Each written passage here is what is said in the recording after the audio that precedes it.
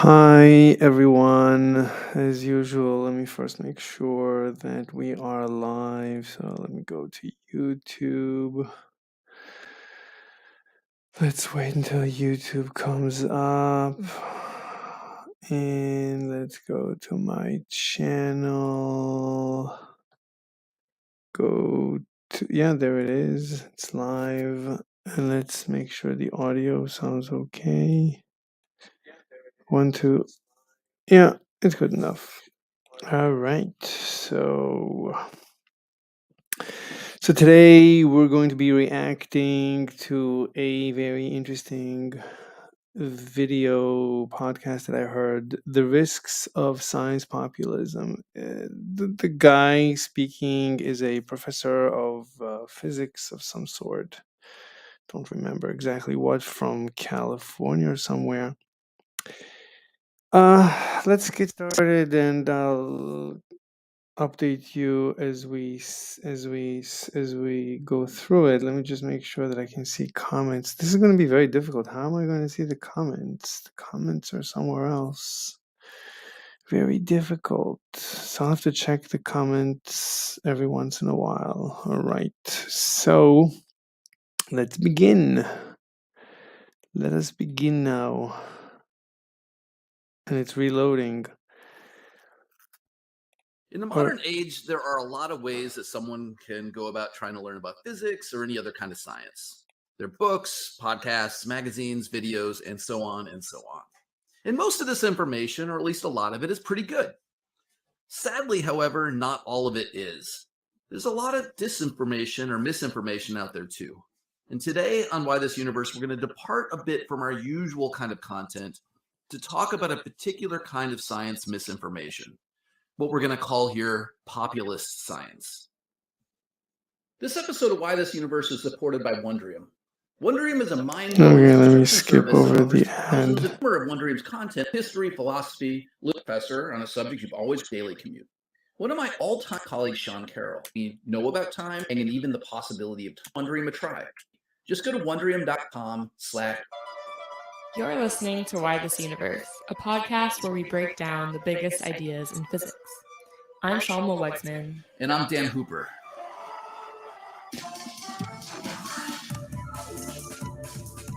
It's good music.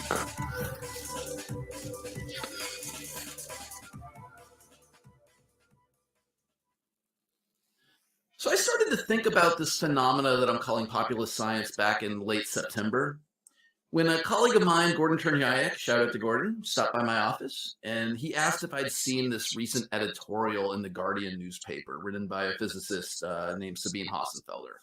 I hadn't seen it yet, but I Googled the article and I took a look. The title of the editorial was, quote, "No one in physics dares say so, but the race to invent new particles is pointless." And then the editorial went on to claim that when theoretical physicists hypothesize about new kinds of particles that might exist, they aren't doing this out of a legitimate scientific motivation, but instead they're doing it for reasons of career advancement or even financial gain, like trying to land an academic job or trying to get more grant money. Now, just for the record, I think this is an utterly ridiculous claim. It's a clearly unreasonable and frankly disingenuous depiction of how the scientific process works. Physicists, including myself, propose and develop new theories all the time. And we do this because there are real puzzles and open questions out there that our current best theories, like the Standard Model of particle physics, can't currently address. And some of these new theories we come up with predict the existence of new kinds of particles. This is how science is supposed to work. And for the record, it's worked really well over the past 100 years or so. Just think about all the discoveries that the last century has yielded in particle physics. The neutron was first proposed in 1920 and then discovered in experiments a dozen years later, in 1932. Similarly, particles like positrons, pions, neutrinos, quarks, and so on and so forth were all hypothesized well before they were observed in any kind of experiment. The most recent example of this is the Higgs boson, of course, which was hypothesized or speculated about back in the 1960s, but wasn't observed in experiments until 2012 when it was discovered at the Large Hadron Collider. If the physicists that were responsible for all these discoveries had taken Sabine Hossenfelder's advice seriously about how to approach science, most of these discoveries would have never been made. Okay. And just to be clear, no one Okay, here is so most arguing of that these. most of the particles Oops. that my colleagues and I Hold speculate on. about will Pause the turn out wrong to be guy. real. Most of them won't. Hold on, let me go back. Let me make sure I'm breaking at the right point. Would have never been made. And just to be clear, no one here is arguing that most of the particles that my colleagues and I speculate about will turn out to be real. Most of them won't. Mm-hmm. The question is, what is the benefit of all this knowledge? If there is actual benefit to any of this knowledge of the discovery of new particles, if there's any benefit, then it would have been right. What is benefit? I mean, benefit with the only way I know of how to quantify benefit, how to quantify anything, is financial. I don't know of any other way. Otherwise, we have to follow someone's opinion. He's going to tell us that something has benefit. Well, that I would say is inferior. I mean, who says? Well, I mean, why should I listen to anyone's opinion? The if something is worth money, that means in a free market, that means that's like the closest thing you can get to actual democracy. It's not just people voting, it's people voting with their wallets. So that is benefit, right? If I pay for something, I'm paying for it because it benefits me. Why else would I pay for it? If I'm doing it of my own free will, of my own volition, if I buy food, well, it's probably because it benefits me. If I pay for a gym membership, well, why would I do it unless I would feel that it's giving me benefit? So the best way to estimate benefit is to see f- financial worth, financial gain, financial statements about something. Then you know how much it is benefiting society. That's the only way I know how to do something. Has Google benefited humanity? Well, let's look at Google's worth, Google's net value, and how many billions of dollars. That is what people value the benefit of Google to civilization. How much is my car worth? Well, what's the price? Well, that's how much I feel it benefits me. How much is right?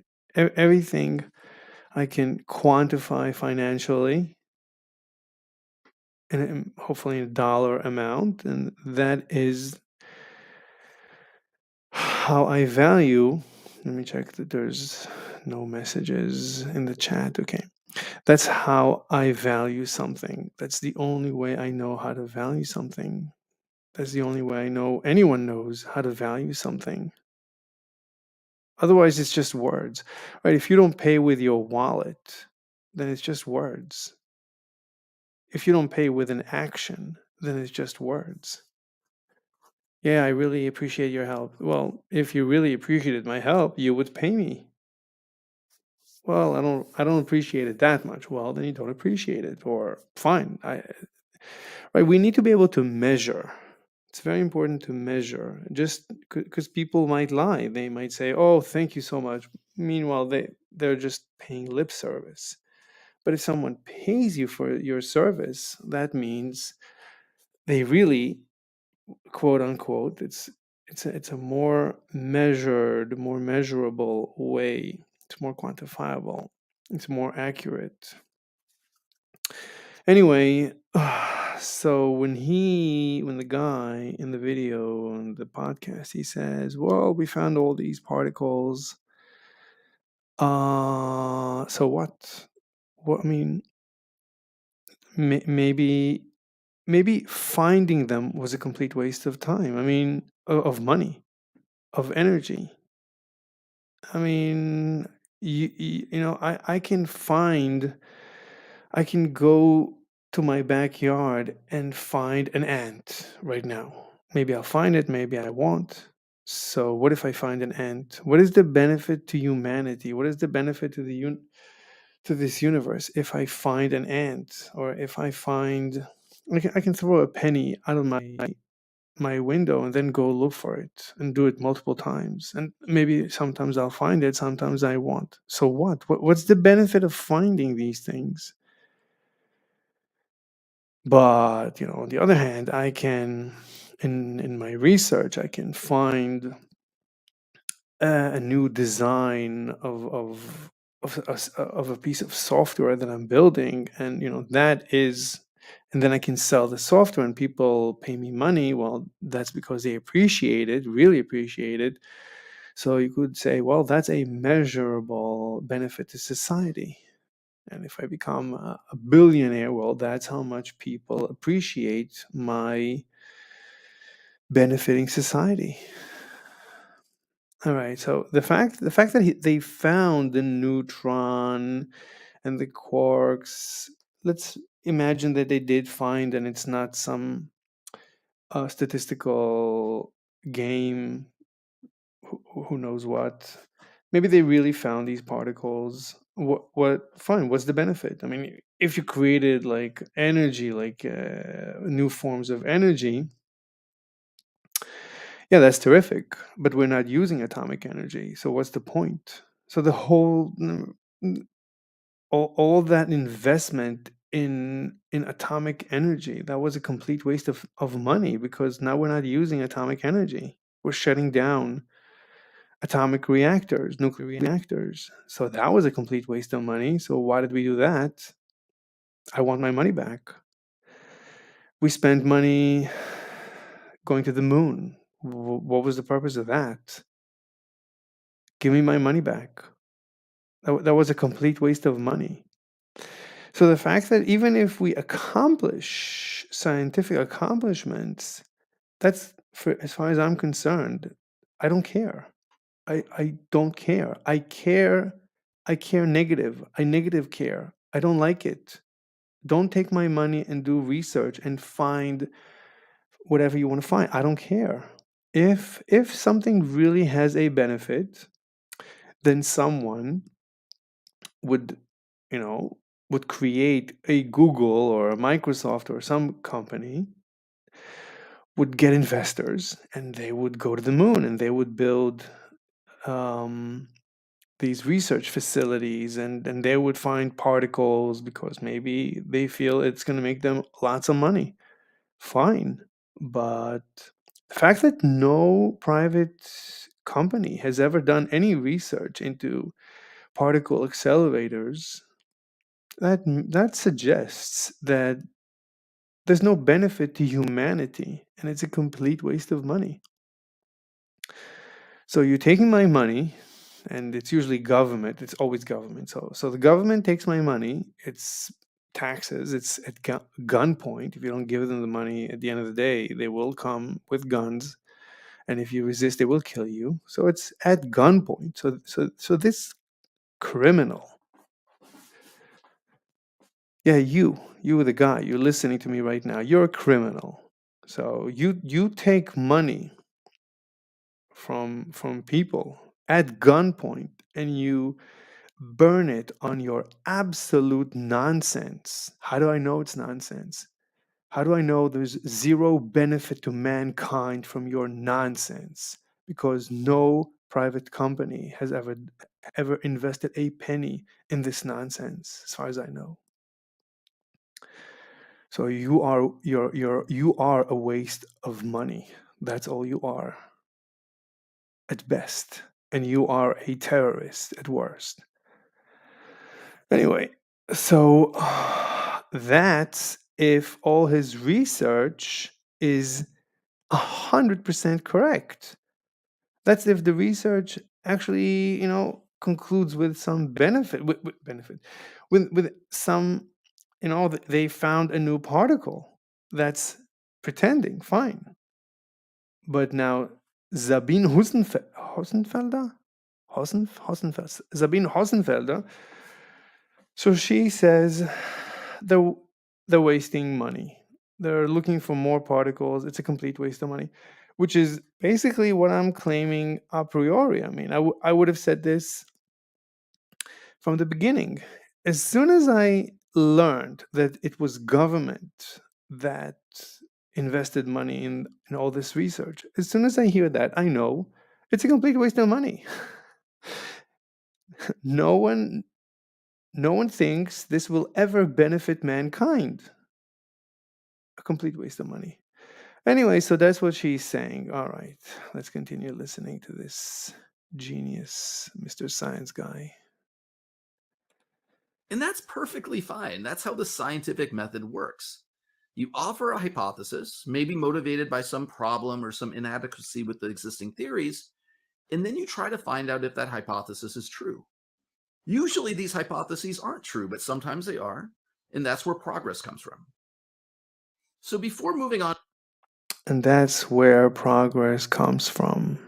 Right, so if I throw a penny out my window and then go search for it and find it or not find it, that's where progress came from. I made progress. That's how you sound, Mr. Science guy. You're wasting everybody's time and money. Stop. Is it progress if I throw a penny out my window and then go search for it and find it or not find it? Is that progress? According to you, that's progress, right? Because you don't have a financial analysis, an economic analysis of progress. You don't have an economic definition of progress. For you, progress is if I sit in my chair, it's progress. I'm sitting in my chair. I'm staring at the ceiling. I'm making progress. I'm twirling my thumbs. That's that's progress. I'm sticking I'm sticking my thumbs up my asshole. That's progress, according to you. Everything is progress. Jesus Christ. Okay, let's continue listening. on any further, I want to pause and make one thing clear. It's not my intention here in this podcast to single out Sabine Hassenfelder, and I don't want any of this to be construed as a personal attack. I'm kind of using her as an example of someone who's purveying a particular kind of what I consider to be scientific misinformation, but she's by no means unique. How is this scientific misinformation? What misinformation? What information has she missed? Where is the miss in the information that she gave? Can you point to some information that she is misinformation? What information? She said you're wasting time and money researching these particles. Whether you find them or don't find them, I don't know. But she that's her opinion. So where's the misinformation? So as far as I'm concerned, you are misinforming the public by claiming that this is misinformation. That Sabine Hossenfelder is spreading dangerous misinformation. Unbelievable. Unbelievable. Plenty of examples of people out there, in science communication or Okay, I'm inviting you to a debate. I want to debate you. I'll debate you anytime, any place. No, I mean on YouTube. I'll debate you. My floor is not clean, so I need to mop the floor a little bit. Come to me. If you know, if you're not afraid of pooping your pants when you face me. or on YouTube or podcasts or whatever, who are doing things very much like this. So Sabine isn't, I'm not making her out to be Her name is not Sabine. Her name is Sabine. She told you her name, Sabine. Jesus. unique example of this. Just she's got a lot of prominence out there in the field. A lot of people read her blog. A lot of people see her videos. Now, I personally, Sabine, as far as I'm concerned, I mean, Yeah, she has a nice opinion. I mean, she's coming close to the truth in exposing modern science, and it's the problems in science, quote unquote. She's looking at the problems. She's looking at science. She's looking at how science is done today, and she doesn't like it. She has her opinion, and she's attacking science, the scientists and the scientific organizations and the scientific method. She's attacking everything. She doesn't like it. She wants to fix it. It's her opinion. But I don't think she goes far enough. For example, she believes in COVID. She believes in global warming. I don't remember what else she believes in, but at least these two complete nothing burgers, absolute. I don't want to even call them hoaxes. I don't even know what they are. And I'll debate you, Mr. Science Guy, on these topics as well if you want. There's always it's always good to clean the floor. So, I mean, she has opened my eyes, but since she opened my eyes, my eyes have been opened wider and wider until I just gave up on quote science unquote. So, that sets her apart from a lot of other people doing it. But a lot of people do this sort of stuff. Okay, so back to our story. I was thinking about Sabine's editorial and others like it, and I was trying to figure out, how I should think about what she was doing and how we should best understand and classify the kind of misinformation that she was putting forward. On the one hand, this wasn't just simple pseudoscience. There's plenty of pseudoscience out there, especially on the internet, but this wasn't the same thing.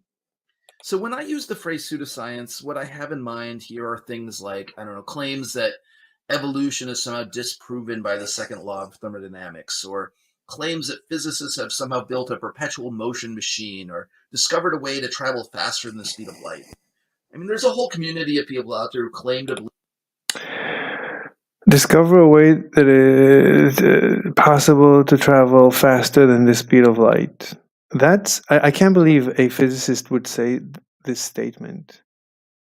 I mean, at any time that you travel, the speed of light is still a constant.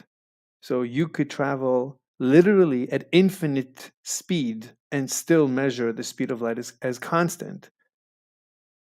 I don't know what people. I mean, I don't know what you mean when you say faster than the speed of light. You agree that there is no speed limit. I can accelerate forever. Nothing is stopping me from accelerating forever and crossing the entire visible universe. Nothing is stopping me in a human lifetime. And that's a quote from Carl Sagan. I mean, it's pretty simple. It's straightforward to do the calculation. It's possible to accelerate and cross the entire visible universe in a single human lifetime. So, what do you mean by faster than the speed of light? I don't know what you mean by that. I don't know what people, when they say it, I don't know what they mean. There is no speed limit. Stop saying that there is a speed limit. There is no speed limit. I can go at warp infinity, and I'm not violating any law of known physics. I'm not violating relativity. I can go at warp infinity, at infinite times the speed of light. I mean, the way I calculate my speed is I start accelerating, and I keep accelerating forever. So soon I reach warp 1, warp 2, warp 1000, warp 1 million, and I keep accelerating. There's no reason, right? Let's say I have, so I don't have to carry the fuel on board. Let's say I have a railroad to infinity. I build a railroad from here to forever. Like between here and the next galaxy and the next bunch of galaxies, I build a very, very long mass driver, like a railroad, magnetic railroad or not magnetic, it doesn't matter. And I put my my train on this railroad, and we start accelerating. And we accelerate and accelerate and accelerate. We accelerate at 1 g. After a while, we're going to reach the speed of light. We're always going to measure the speed of light as a constant, so that doesn't make any sense. So, but according to my acceleration, I've reached the speed of light, and then twice the speed of light, and then 10 times and 1,000 times. And I can keep accelerating on this railroad. So what do you mean when you say go faster than the speed of light? What's the problem with going faster than the speed of light? I can't go faster than light, right? I always measure light as a constant speed. That's fine. But anyway, so I don't know why I even say that. Let's continue. Believe that the earth is flat. This kind of nonsense is sadly prevalent in our society. The fact that people claim that the earth is flat, that just, as far as I'm concerned, the analysis that I do when I hear that people think that is, people just have complete mistrust in you science guys. You have lost the public. The public thinks you are part of the problem. You are part of the matrix. You are the matrix. You are the institutions. You are the government. You are propaganda. So they put science with government propaganda, and they say, well, government propaganda is obviously lies, so science is probably also lies. Now, a lot of science is lies and nonsense. So they don't know better. They say, okay, maybe the spherical Earth theory is also misinformation.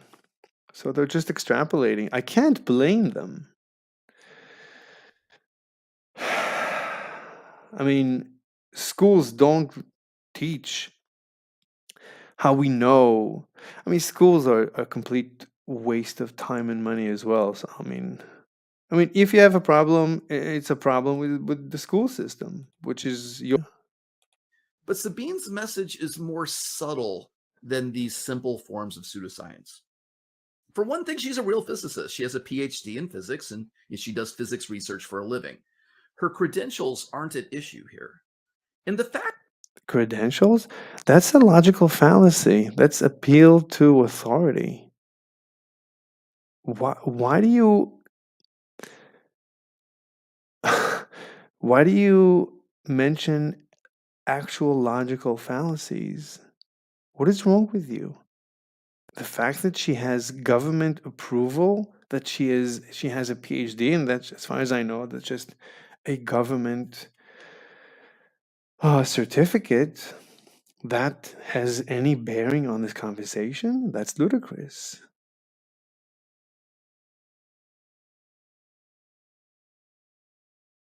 What's his name?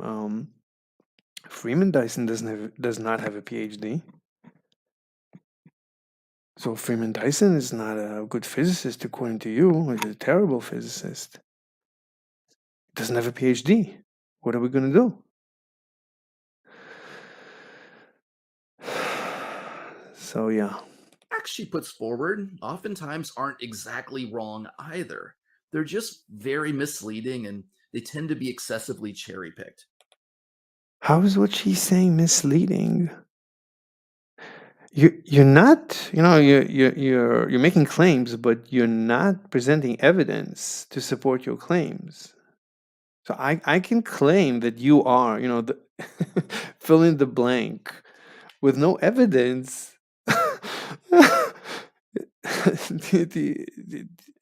You understand how crazy this can get. I mean, I can claim anything about you. I'm going to stop myself from actually doing it, but it's ridiculous. You can't just make claims and bring no evidence. Okay, let's continue. So, what she's doing isn't exactly pseudoscience, but what I would begin to ask myself is if it's not pseudoscience, what is it exactly? Like, how should we think about what she's putting forward? So I was in this stage of my thought process when I saw a tweet from my friend and colleague Gianfranco Bertone, who's a physicist in Amsterdam. In his tweet, Gianfranco described Sabine's editorial as, quote, a master class in science populism. And when I heard that phrase science populism, it was suddenly clear to me what Sabine was really doing here in the way she communicates. My hope is that Sabine is going to wake up, because right now she is part of the Matrix. And she's going to, at one point, she's going to wake up and she's going to say, fuck these people. I mean, I don't want to be a part of this anymore. I mean, even more than she has done thus far. I mean, she, as far as I'm concerned, she needs to figure out what global warming is and what COVID is and the rest of the nonsense and the fact that science, as long as it's not privately funded, it's not science, it's government propaganda or whatever. It's a complete waste of it's utter nonsense. But as long as she has, I think, a government job, I don't think her mind is free to figure it out. Gianfranco went on to say that Sabine's editorial had all of the following elements. First of all, it promoted a false crisis without including any sense of nuance or any doubt. About the false crisis, about the crisis.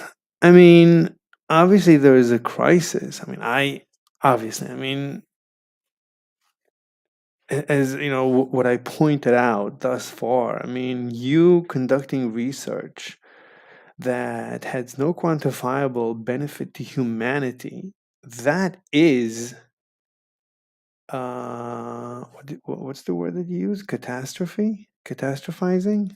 Set a false crisis without Crisis. That's a crisis. The fact that government all over the world is investing astronomical uh, amounts of money in this nonsense, and this nonsense has the title of science on it. Any person who wants to, do actual science should object to it, should call this a crisis. This is a crisis. The fact that government has taken over science, that's a crisis, as far as I'm concerned. So, what's going on, I think, is that Zabin has noticed a sub crisis in this crisis. The fact that there's just too much money by definition because it's not private. So, there's government money floating in the system. Obviously, that's going to corrupt. Yeah, it's corrupting science. I mean, science has been corrupted by a government takeover. I guess that's how I would phrase it. including any sense of nuance or any doubt. Second, it used a lot of sweeping generalizations. And if it had any evidence at all, it was like anecdotal evidence. Anecdotal evidence. So you want her to do what? Quantifiable measurements. You want her to do actual research into the sociological aspect of science. This is the job of an economist. I think I don't know if any such research has been done. The question is government interference. It's not even government interference. It's a complete not complete, but it's a significant government takeover of science. Costs benefit analysis of government takeover of science. How is this influenced humanity for the good and for the bad? So you're asking Zabine to do the job of an economist. She's not a trained economist. So, she would have to study, economics and become an economist. and then do this research. I mean, I think it would be a very nice research to do. I don't know if this research has ever been done, but it would be incredible research. Yeah, but it's not her job. She's just bringing up the problems as she sees them. So, somebody else whose profession it is, who is trained, should do, the actual quantifiable part of the research. Third, the arguments all relied on kind of the straw man fallacy. And finally, it casts doubt. Strawman fallacy? What do you mean, strawman fallacy? I don't even know what you mean. I mean, she feels there is a crisis in science. I feel the same. Yeah. Where's the strawman? I don't see a strawman.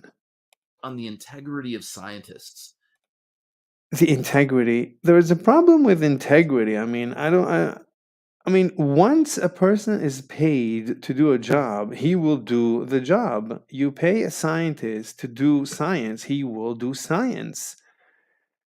Even if there is no science to be done, he will do science. That's what you paid him to do. He's a good worker, so he's going to do science. It's I can invest $1 trillion throwing a penny out my window and then going in search for it. I can search. I can spend as much money as you want me to spend on this endeavor. And if I'm a trained scientist, I would do it as a trained scientist. And I would employ all the scientific tools in my toolbox to do it. Yeah, I could build a particle accelerator the size of the galaxy to look for this penny. Why not? I could do anything. So, wait, what was the word you used? And finally, it casts doubt on the integrity of scientists, pitting the reader. Yeah, the integrity of scientists. So, scientists today who are paid, who are certified by government, who are paid by government, I mean, you could make the case that we cannot complain against them because they're just workers and they're doing their job as far, to the best of their abilities. So I don't know if there was a problem with integrity over there. The problem is if you're not like Zabin and you don't appreciate that the whole thing, the whole scientific endeavor has been corrupted. And that's where there is lack of integrity. If you don't see that, I mean, if you really don't see it, then I think you're dumb. I guess. I mean, I don't have another word for it. You're either dumb or you don't have integrity. But I think, I mean, all these people, they made a career, and their career, their income depends on it. And these people, the quote scientists, unquote, I mean, they're stuck. What are they going to do? I mean, if a guy works for a particle accelerator and he comes to one morning, he wakes up and he says, "This is a complete waste of time and money." What's his alternative? What is he going to do? Let's say he's a 40-year-old, researcher. What is he going to do? Restart his life as I mean, I guess he could, but this guy's already sitting on a nice cash flow. So why quit? So I expect this guy to quit, become like become jobless for the duration, for the time until he figures things out. He's gonna lose. I don't see it. I mean, most people would say it's not practical. The guy has a normal life. He has a lot of respect from everyone in the world, and he's making good money. Everybody's happy with him. So he needs to open a can of worms that only he's going to suffer from. And then look at what you do to Zabin. So you are attacking Zabin. So this guy, whoever it is, he's going to have to withstand and absorb attacks from guys like you who, I mean, obviously you want to protect your income. So, of course, you're going to attack the guy who's attacking your income. So, am I going to accuse you of lack of integrity? I mean, I'm just going to do the economic analysis that you don't have a choice. So I don't know if I would use the word integrity, because in an economic analysis there is no integrity. I don't have integrity. I have my my financial incentives. They're driving me. My financial incentive is not government money. So government for me is a net negative. So of course, my financial incentive is to oppose government. Anything that has to do with government. I mean, government doesn't benefit me, but for you, government benefits you. Government gives you a paycheck. So of course, you're gonna defend anything that has to do with that. So I wouldn't use the word integrity. I would just say, well, you're not objective. Right. I am objective. Right. You could say I'm also not objective because I don't want my money taken away. Okay. Yeah, but I'm no different than you.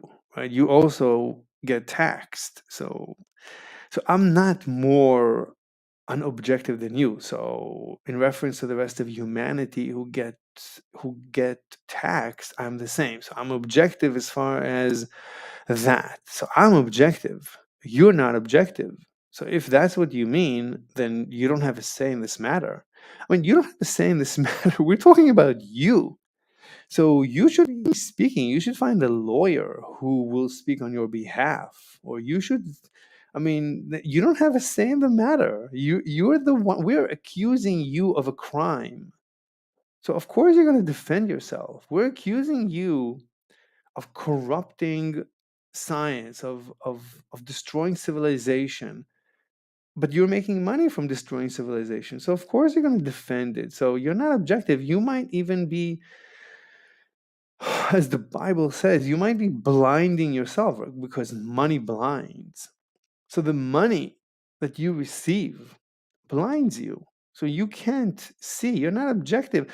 There is right, your opinion. If we would have a court case about you right now, of course your testimony would be inadmissible. I mean, you could testify, but of course the court is going to assume that your testimony about yourself is going to be positive. So that's a waste of time to listen to your testimony about yourself. Now, when Zabine speaks against science, she's shooting herself in the foot. So that means she is being objective. That is evidence of objectivity.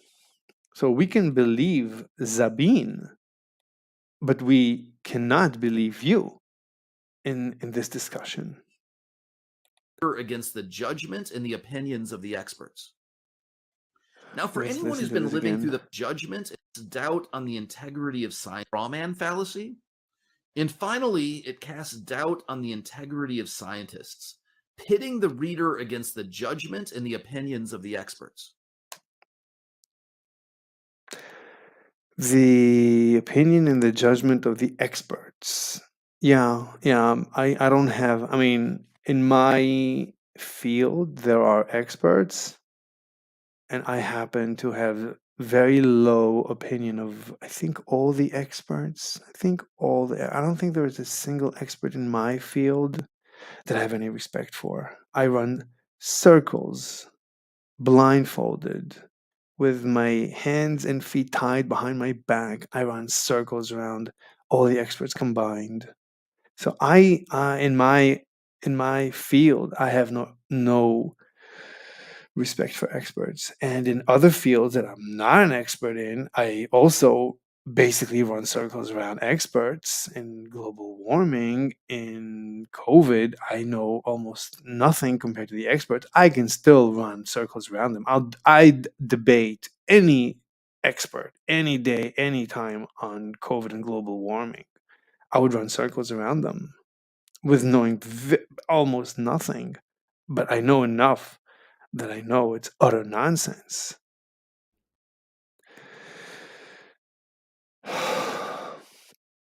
Like in things that I know a little about, very quickly it becomes apparent that the experts are utter idiots. In economics, many times, many economists, I have a lot of respect for some economists, but a lot of economists, I mean, it's difficult to think of an economist right now that I could actually say, yeah, I guess. I mean, like the 2008 financial crisis or the 1929-30 financial depression, most people think they existed. I don't think they existed. So, I mean, I could debate those, like most experts could give courses about those financial upheavals. I would debate them on the whole thing. It never happened. It's utter nonsense. Anyway, so in any field, but I'm open to debate. Now come and debate me.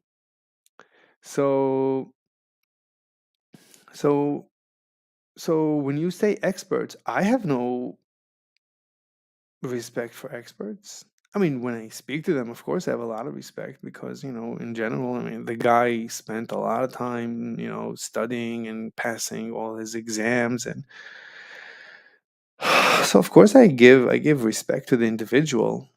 But when I actually go through the papers and I listen to their opinions, they are as dumb as they are very dumb many, many, many times, unfortunately. Like I was listening to Neil deGrasse Tyson debating someone about COVID. I mean, it's very sad. It's very sad. I wouldn't open my mouth. I mean, I would avoid if I were an expert, quote unquote. I would not open my mouth until I would know what I'm talking about. This guy sounds like he talks without knowing. Very sad, very sad. So I don't have any respect for experts after after studying and studying and studying. So I don't know why you expect. So I mean the emperor is naked. The emperor's new clothes don't exist. So the experts are naked. The experts are nude. They're running around nude, expecting us to pretend they're wearing clothes. You're not wearing clothes. I don't know what to tell you. I'm sorry.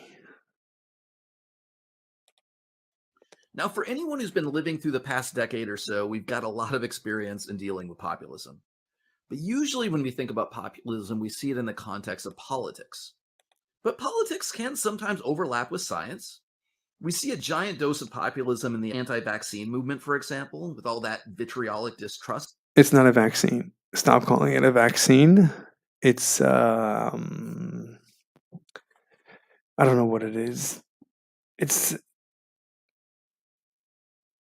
But I don't think it's a vaccine. A vaccine is like you take a weakened virus and you inject it. Is this what you're doing here? If it's not, then it's not a vaccine. It's something else. Some other form of whatever. So yeah, I mean, you're forcing all over the world. You force people to take this. What do we call it? Like therapy, like COVID therapy. You force this COVID therapy on mass populations against their will. I mean, people see through this. You don't need to be a genius to see through this evil. So we know now more than ever that what the experts are worth. They're worthless. You are hot air balloons. That's all you are. There's nothing inside. You are worse than dumb. I I mean, you are terrible people. How can you force people to undergo medical intervention against their will? This is terrible. I mean, isn't this like a violation of the Nuremberg Agreement or something? This is terrible. I mean, just terrible. That's been directed towards some in the anti-vaccine movement, for example. I was never anti-vaccine. I am now anti-vaccine. I was never. Now I am. Now, I don't want vaccines. Stop all vaccines. Everything. That's what you got. But you wanted this. Now you have this. With all that vitriolic distrust that's been directed towards people like Anthony Fauci in recent years. I've listened to Anthony Fauci from the beginning, and I have lost trust in him to the point that this guy is a complete lunatic. I don't know what to make of him at this point. The guy doesn't make any sense. I mean, in the beginning, it made a little sense, but at this point, he's a clown. If someone would have told me, like before COVID, what I would think of Anthony Fauci today, I would have said that's impossible. If someone told me if somebody told me this is what Anthony Fauci is going to say on day 1, day 2, day 3, day 10, day 100, after this, after that period, I would say that's impossible. I mean, that sounds like a caricature of an idiot. It's not even an idiot. It's a bad script. It's a bad screenplay. How could you come up with a character that says such terrible nonsense? And I've heard him speak. In the beginning, he was against the masks, and then he said, "No, of course I was, because I didn't want people to go and buy the masks." Oh, so you were lying. You admit that you were lying. All right, I don't have to. I don't need to listen anymore to this person. That's as much as I need to hear. I don't need to hear anymore. That's a so your medical advice is a lie. So when you thought people should wear a mask, you told them not to wear a mask because you didn't want them to go buy, because you wanted the mask to be available for the hospitals. So if I had a mask at home and I could have worn it and you thought it's a benefit, you told me not to wear it. That's bad advice. That's bad medical advice. This is your expert. I don't know. This is quotes. This is quotes from this individual. Why would you respect this guy? And we see this kind of populism when politicians describe climate change as some sort of hoax. Climate change, I don't know if I can describe it as a hoax. Probably the best definition, I guess, is a hoax. I guess. I don't know. I don't know how to come up with a better definition. Freeman Dyson called it a religion. But religion, people really believe in religion. In the climate thing, it's only people who don't study it, they believe it. But then when scientists actually have to study the climate thing, they understand that it's a nothing burger. So I guess is religion the best definition? It's between a religion and a hoax. It's yeah, yeah, but it's. I mean, what I picked up the term from Freeman Dyson. He called it utter nonsense. I like the term utter nonsense. When something you just don't have, it's neither a hoax nor religion. It's just utter nonsense. It's just utter nonsense. I cannot make any sense of it. I mean, of course, many people are making a lot of money from the climate hysteria. Yeah, and I also I also did my share in trying to make money from it. That's true, but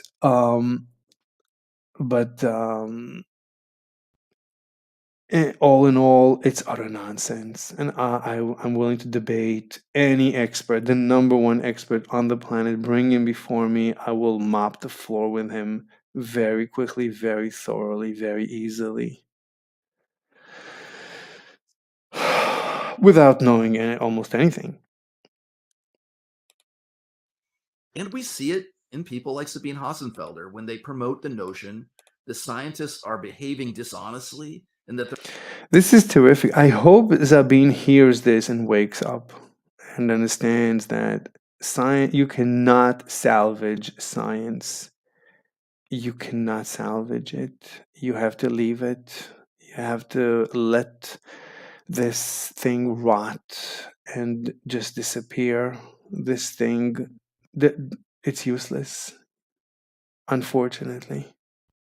their motives and conclusions are not to be trusted. I mean, their motives. I mean, you, Mr. Science Guy, you're getting paid a salary, right? You wouldn't be in this job. You wouldn't be doing whatever research you're doing. You would not be investing the time and energy if you were not paid to do it, right? So your interest is financial. So we could say that. I mean, and that's it's important to say that. It's not like you're volunteering for this job. It's not like you're some self-made millionaire that's spending his time, his free time doing this. So while pseudoscience is, of course, problematic, I actually think it's this kind of populist science that's even more dangerous. I think it's Wait, let me hear it dishonestly again. and that their motives and conclusions are not to be trusted. Motives and conclusions are not to be trusted. Right, because you are getting paid. So you're doing what your boss is telling you. At the end of the day, your boss is a government, is a politician. So you're just parroting you're just government propaganda. I'm sorry. So while pseudoscience is, of course, problematic, I actually think it's this kind of populist science that's even more dangerous. So it's more dangerous than pseudoscience. How is pseudoscience dangerous? What, like flat earth theory is dangerous? Where's the danger? Where's the danger? You have to debate me. I need to clean my floor. Where's the danger?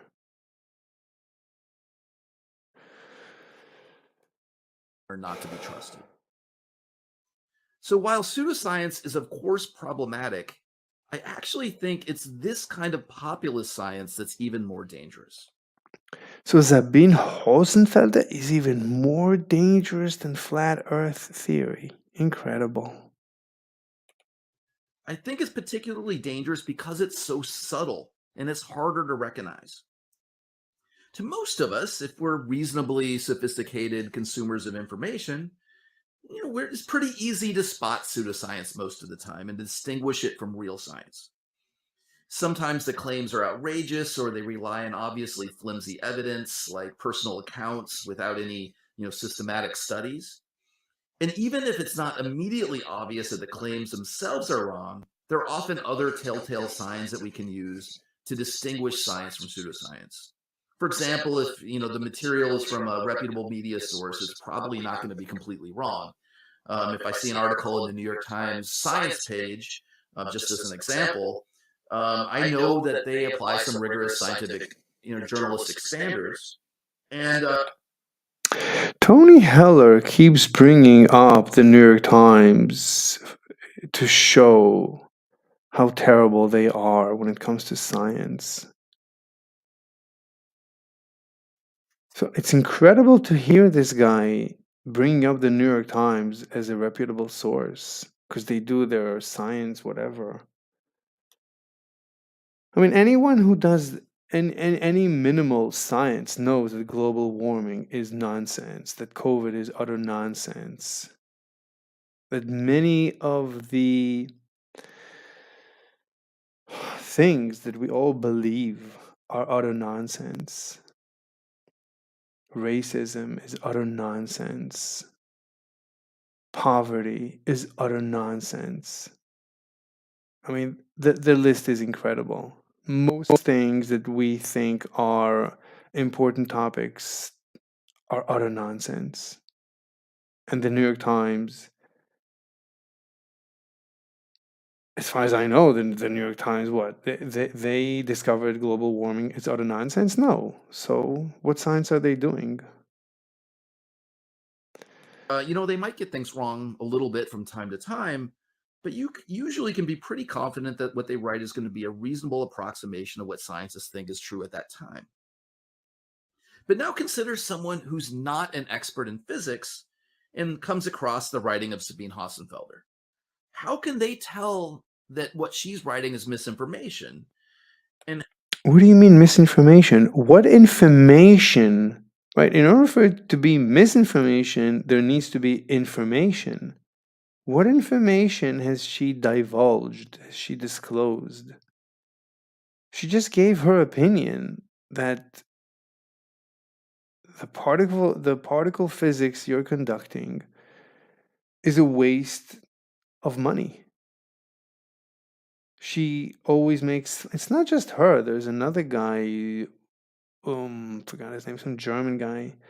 He also makes fun of you that you always want to build the next particle accelerator, a bigger particle accelerator, another particle accelerator. So you haven't had enough, more particle accelerators. And he makes fun of you. I don't think he might be German. Oh, JJ. So, I mean, it's not like Sabine Hosenfelder is alone.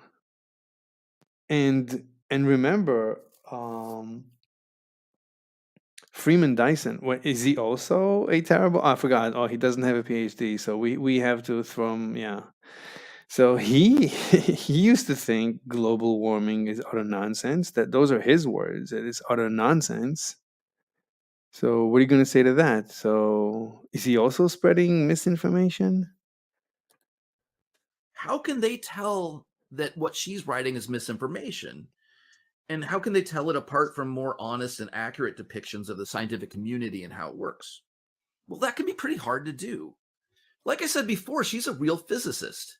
And if you I don't listen to Sabine Hosenfelder because she's a real physicist. I could care less. I'm listening right now to a series of lectures from someone I don't think is a real physicist, but I'm learning from her, a woman, uh, incredible amounts of information. I don't even know what her credentials are. Let me give a shout out. What is her name? Kathy. Kathy loves physics and history. Shout out. I mean, she has an incredible channel. So she goes through the history of all the electricity, anything that has to do with electricity, all the experiments throughout history. She goes through one by one, pretty much in detail.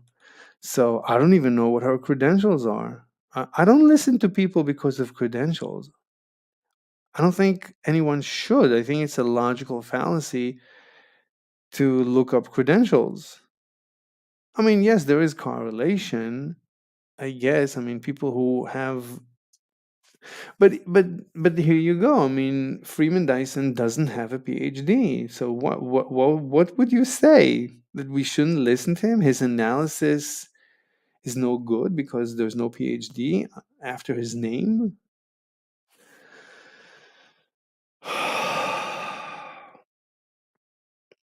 So I don't listen to Sabine Hosenfeld because of her name, because of her.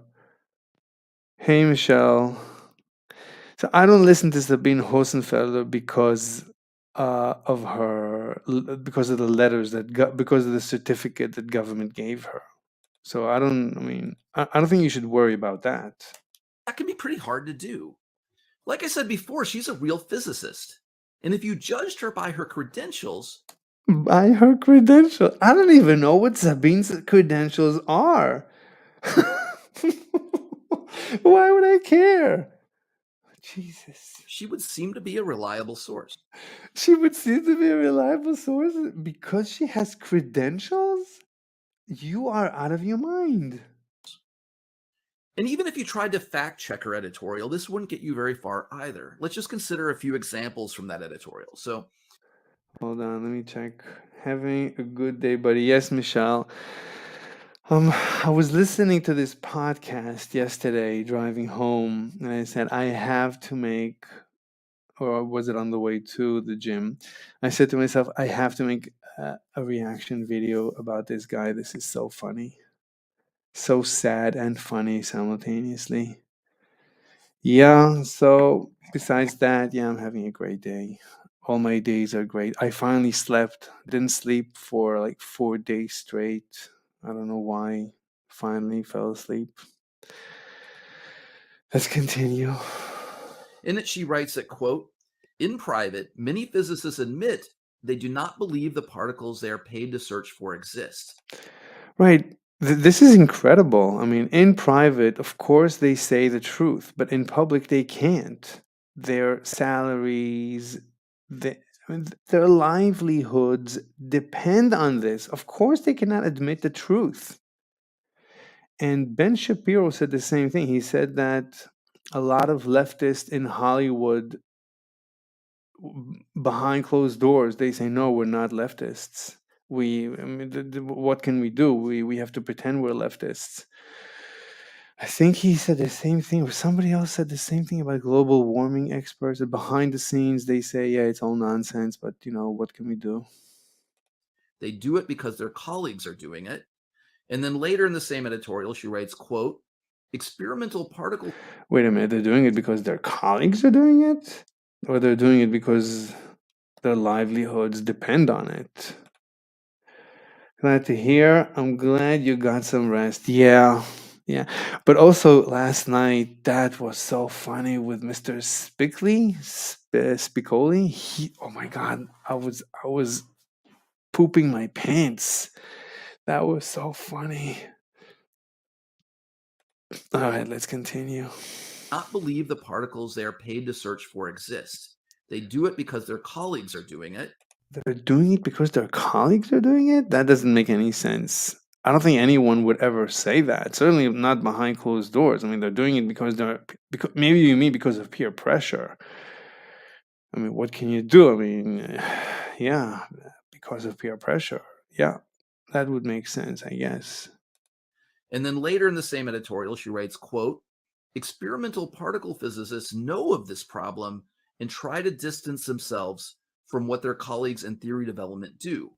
At the same time, they profit from it because all those hypothetical particles are used in grant proposals to justify experiments, and so the experimentalists keep their mouths shut too. So how would Wait a minute. That was really convoluted, but makes some sense. Hold on, let me listen to this again. because their colleagues are doing it. And then later in the same editorial, she writes, quote, experimental particle physicists know of this problem and try to distance themselves from what their colleagues in theory development do. At the same time, they profit from it because all those hypothetical particles are used in grant proposals to justify experiments, and so the experimentalists keep their mouths shut too. I mean, if she has people who are saying it, then, well, she has evidence.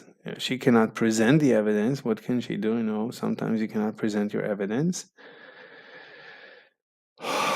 But she has no reason to lie. I mean, if anything, as we said, this works against her. She is, as far as I know, a government employee. She is. Hey, Javier, what's up? So as far as I know, it's not like she has an incentive to lie. The incentive is to be on your side. You are part of the institutions. You're part of the physics and the academic and the scientific institution. So it's easier to take your position. Your position makes more economic sense. Zabine's position, right? She's getting attacked by people like you. No one is going to attack you except me. And who am I? I'm no one. So how would So the experiment. So you're saying that she's. I didn't read the editorial. So the experimentalists are saying, yeah, I mean, it makes sense. I mean, the experimentalist, he runs a particle accelerator, for example. So his job depends on theoretical physicists needing to search for a particle. So the only way to search for it to get the Nobel Prize is to actually find it in an accelerator. So the experimentalist who runs the accelerator, if the theoretical physicist one day would stop searching for particles, they're not going to need the accelerators. So the experimentalist is going to be out of a job. So the experimentalist, even though he thinks it's utter nonsense, he's going to keep his mouth shut because his livelihood depends on the theoretician coming up with with the particle and searching for the particle. So it's a whole ecology of physicists, theoretical physicists, and experimental physicists.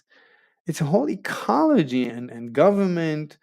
It's a whole ecology, and everybody does their job, and everybody keeps their mouth shut in order to get the next paycheck. What can they do? This makes perfect sense. This is science.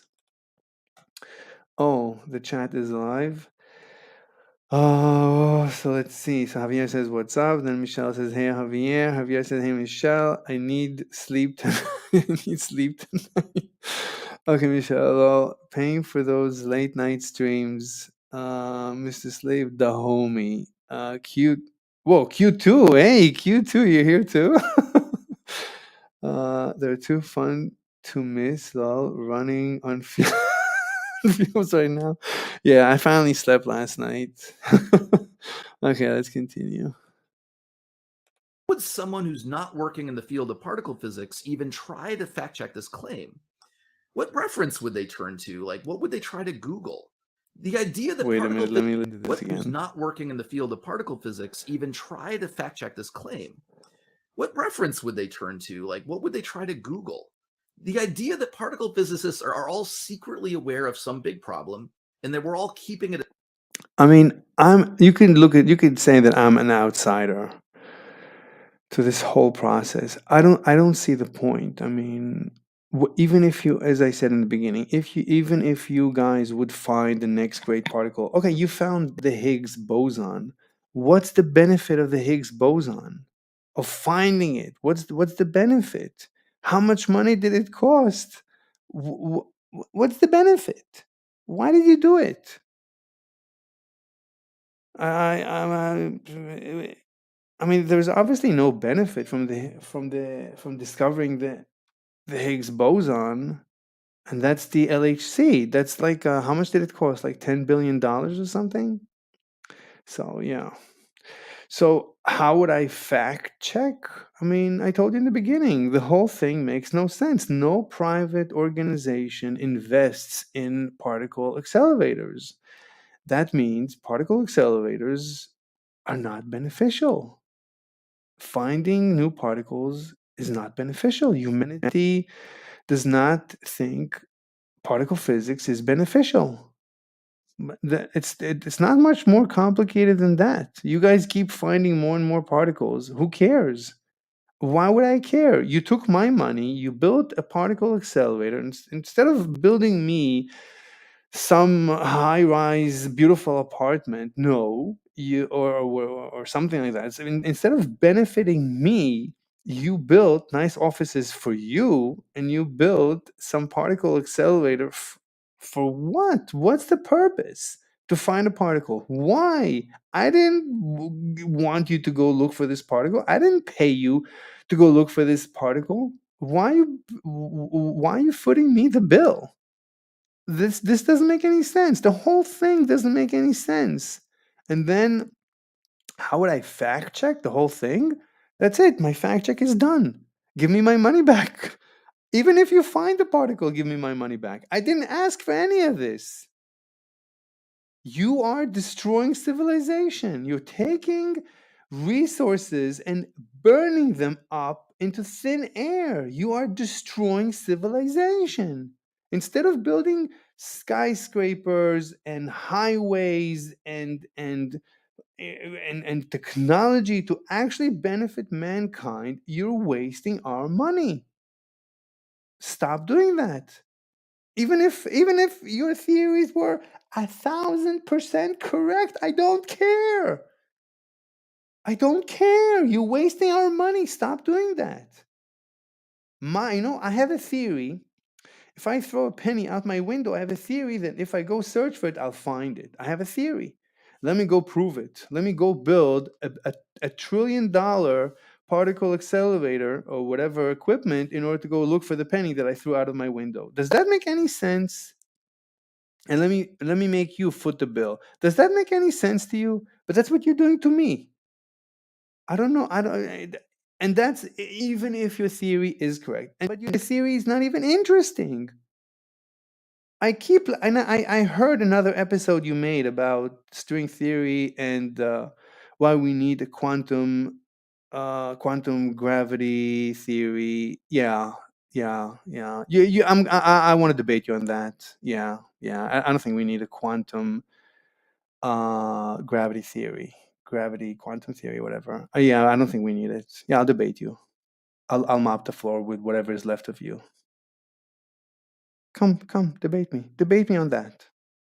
Even on that I know fumes, fumes. I know about that. I'll still mop the floor with you. How about that? The secret to somehow profit from it is a completely unconfirmable claim, at least to someone who's not Hold from on, it, let's listen to secretly it again. aware of some Wait, let big me read some problem. comments before people die. 1 second. Okay, so Q2 says Michelle. Hey, Michelle says, yeah. Now there is Greg Coder. What do you mean, Greg Coder? War? There's a guy named Coder. Coder just fired back at Greg. QC says science has super long-term effects on society. Yeah, Q2 is a progressive. Of course, he's gonna be on the side of the scientists. The money is never there in short term. Okay, Q2, you give them your money. I want my money back. Javier says, "Oh yeah, that was weird, Michelle. Quarter was being kind of weird last night." Oh, wait a minute. The Quarter is the progressive guy. Finding new particles. Okay, Q2 says finding new particles isn't beneficial? Question mark. What if we find new ways to harness energy? So Q2, as I said, we already found ways to harness energy. It's called a nuclear reactor. We're actually shutting them down. So if we use nuclear reactors, you could argue for the benefit of finding particles, but this was already done like 1,000 years ago. They found enough particles to build their nuclear reactors, but they're not doing it. So stop putting money into something that we're not going to use. Anyway, there's no theory that new particles are going to give us any more benefit. I mean, we have enough. As far as I know, there's particles that give radiation, and that radiation and they're hot just in their nature. So if you put them together, you can heat water, and that's it. That's your energy. But that's a nuclear reactor, and we're not using them. So stop putting money into that research. But that's not even the research they're conducting. The LHC, $10 billion they spend building the LHC. That's not for, and who knows how much it costs every year to maintain, to run, and the energy costs. But they're not. That's not for energy. That's not for. They would not claim that there is any benefit from doing particle physics. They're doing it because of what they call pure science. Okay, then Q2 says that would be a huge breakthrough.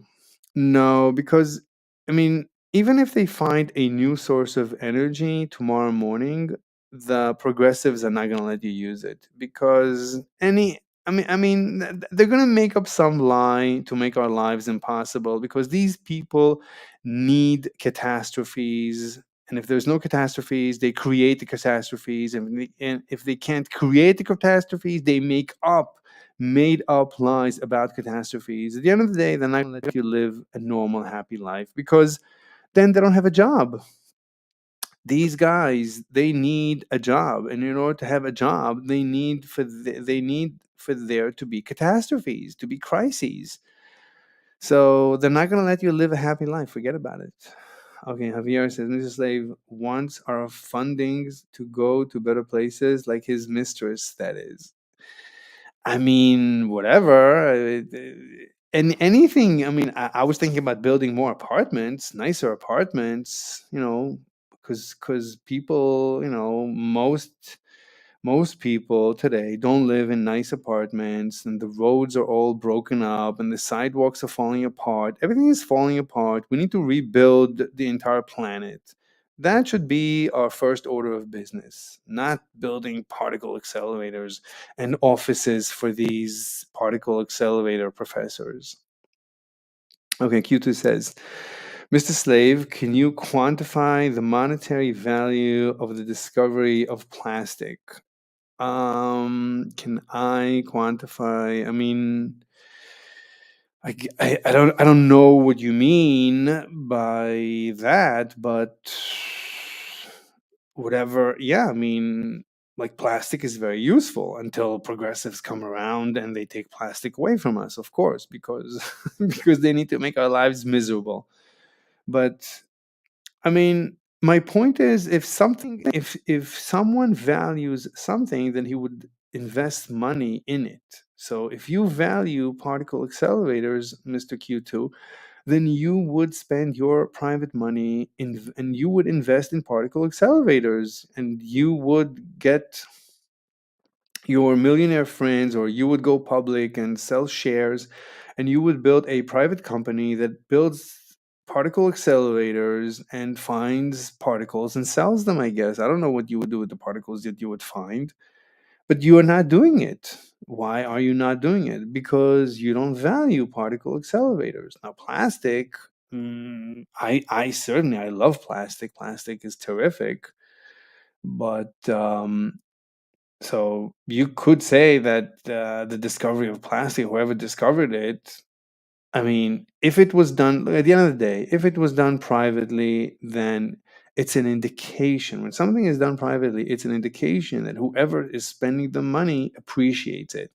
When it's done by government, it's it's a politician. They have all these absurd calculations, what to quote spend, well, like, not quote, but what to spend money on, and it's to make their constituents, their voters, happy, which is not necessarily benefit the benefit of humanity. If you want to benefit humanity, then you do something that is economical. In order to figure out what is economical, you have to measure it, and the measurement of economics is financial, money, dollars. And so the fact that government is the one investing in particle accelerators and not private institutions, not private individuals, that's an indication that it's a complete waste of money, and there is no benefit, and no one thinks there's any benefit in that. And I don't think this guy, this professor that we're listening to, I don't think he thinks that there's any actual benefit to humanity, practicable benefit to humanity from particle accelerators. Q2 says we need particle research because we are moving to quantum computing. Okay, so you invest your money. I don't think they use particle accelerators. You mean particle research? I don't think there is any particle research. I think they're just building. I don't even know what they're building. I personally don't believe. I belong to the Einstein camp. I don't believe in quantum mechanics. The whole thing doesn't make any sense to me. I mean, the whole thing is sideways. I don't like it one bit. So I doubt they can do anything beneficial with quantum computing, but I certainly would not invest money in it. I don't want to say certainly, but at this point, I would not spend money on quantum computing. But I think Google is investing in it. Maybe IBM is investing in it. I don't think governments are investing in quantum computing. Maybe they are, I don't know. But whoever, it should be left up to individuals. If you believe in quantum computing, then you should take your money and you should invest in it. And if it makes money, you should become the next Bill Gates, the next billionaire. I'd be happy with that. As long as you don't force me to build your quantum computing research facility. Don't involve me in something I don't want to be involved in.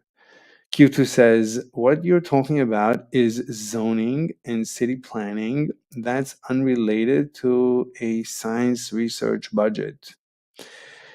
I mean, yeah, I think there's way too much zoning and city planning. But at the end of the day, I think we should have more skyscrapers. We should have, but not even skyscrapers. We should fix the roads. A lot of the roads that we drive in America are terrible. There's no lighting. When you drive in other countries, all the roads, all the highways have lighting. In America, a lot of the roads don't have lighting. Does that make any sense?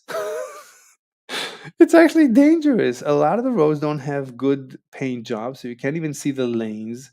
A lot of the sidewalks, a lot of places don't even have sidewalk. Anyway, we need to invest in real things that improve our lives, and not in and not in things that are no one thinks will ever improve our lives, like particle accelerators.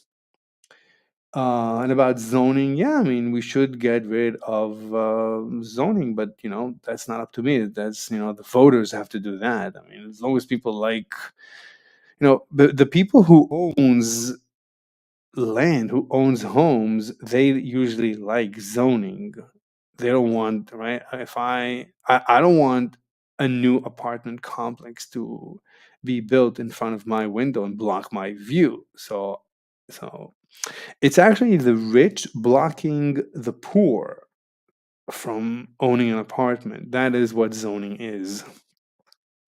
Yeah, it's a problem. Anyway, Q2 is now saying going for pure economics is not realistic. In a democracy, people like cool stuff and have feelings. No, at the end of the day, I mean, at the end of the day, even the fact that what you say that people like cool stuff and have feelings, even that you can quantify that economically. I mean, you could do an economic analysis. I mean, and that's why it's important for everyone to pay for everything. If everyone pays for everything, then you can do an economic analysis of cool stuff and feelings, right? A guy spends money on his girlfriend because he likes banging her, so he spends money on her, or he likes kissing her. He wants to make her happy. That's feelings, but he spends his own money on making her smile because he appreciates her smile. He's not gonna force me to spend money on making her smile. That would not be fair. So I appreciate his feelings and her feelings, and he likes cool stuff, and everyone likes cool stuff. That's fine, as long as everyone pays out of their own pockets for whatever they appreciate. So that would be a good economic analysis. So you have otherwise I'm gonna take you, Mr. Q2, and turn you and take money from you to benefit me. And you're gonna tell me, well, that's theft. I'll tell you, don't do a pure economic, don't do a pure economic analysis. But then you would say, what do you mean? You're stealing from me. And I would respond by saying, don't do pure economic analysis. That's what you're saying. You're saying I'm calling it theft. This guy speaking on his podcast is stealing money from me and from anyone who is not interested in building his next particle accelerator. So as far as I'm concerned, at the end of the day, it's a form of theft.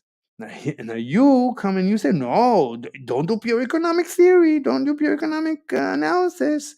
Okay, so you every time I accuse someone of theft, you're calling it a pure economic analysis, because the thief, he has feelings, and the thief appreciates cool stuff.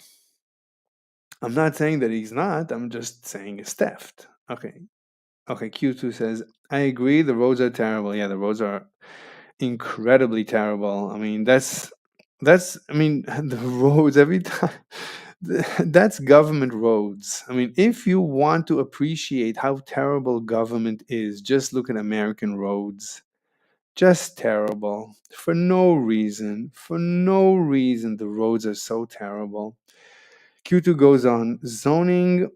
Q2, you're on a roll. Zoning is one of the best tools to create equity in my opinion. Zoning, no one thinks that. Zoning is the best way to create inequality, because how does zoning work? What is zoning? Zoning is the guy that has an apartment, the guy that has a house does not want more houses to be built, right? Because if there's more houses built, then there's more supply of houses. Then if the demand stays constant, then the price goes down. So I'm the guy who owns a house. I don't have an incentive for there to be more houses, because more houses means the price of my house goes down. So I want to create zoning rules and regulations and laws that will prohibit and inhibit and limit the amount of new houses. So the haves, zoning is a tool by which the haves create the have-nots. So zoning is the tool of oppression. Oh my God. Is the tool of oppression, is the tool to create inequality or inequity, whatever you said there. So technically, you are exactly 180 degrees from being correct. So Q2 says, I think America should have more cities. Highway system was okay, but suburbs were a mistake. Again, you have to let people decide where to live, give them freedom. Like if you want to go into the city right now, I know New York City. If you want to go into New York City, it's impossible, because there's hardly any construction going on in New York City. I mean, it would be delightful if they would take some of the old apartment complexes in New York City, tear them down, and build skyscrapers. But I don't think they'll. Usually, I don't think it's possible. Imagine every time I drive through the slums of New York City, and I think, I mean, Jesus Christ, I mean, the this is the most expensive real estate, I think, on the planet, or one of the most expensive real estates on the planet. And you go through the slums, and it's ridiculous. It's like literally 1 story high, acres and acres of 1, 2, 3, 4 maximum story high buildings, construction, and very old. Why aren't they tearing this down and putting skyscrapers all over the place? It would be so terrific. In the words of Greg, I don't understand it. I mean, of course I understand it. I mean, everything, we live in an upside down world. Okay. And then Q2 says, if the have-nots vote, they have power. Yeah, but the have-nots, unfortunately, what happens is that the yeah, it's terrible. It's absolutely terrible. Everyone votes. At the end of the day, yeah, whatever. Because if you ask people, like you go to New York City, I mean, everyone votes obviously Democrat, and the Democrats, they're not, they're green, and green means no construction. So the poor in Manhattan, in New York City, keep voting for leftist, progressive, green ideology, which means no construction. So they're shooting themselves in the head. Yeah, terrible. Absolutely terrible. Let's continue. Or yeah, let's continue. Or maybe it's too long. I don't know. Wait, QT, are you here? Is anyone here? How can we tell how many people are with us? QT, is there a way to tell how many people are with us? QT, you want to hop on? Let me give you the link if you want to hop on. We can have a discussion. Mr. Q2, I think only me. Yeah, okay, if you want to join, you're welcome to join. Anyway, okay, fantastic. Hop on. So if tell me when you're here, so I'll switch. So I'll add you. Anyway, New York has rent control. It's hard to get people to move, but it's possible if they still have access to housing. The rent control system needs a bit of work to allow for bigger buildings. Oh, there you are. Okay. Was good. Hey, what's up, man? Nothing much. I mean, I know what you're saying, but you're going on like a rant on about zoning and budgeting and shit like that. And I think it's like a little misplaced. Like the energy is cool, but like you're targeting it at the wrong people. You should be targeting your energy towards the voters that don't vote for shit, rather than like oh, millionaires and like oh people that and the people that don't even yeah, and like all the other people like science and all that stuff. But the real problem is people don't vote for what benefits them. So if they voted, that'd be a lot better. W- Okay, I mean, what do you want me to do different? What? How could you improve on what I'm doing? I took this guy. I Yeah. heard him speaking. I Hmm. think he is the cause of the problem. Hmm. He is part of the problem. So I'm speaking about how he's wrong and how he is destroying civilization.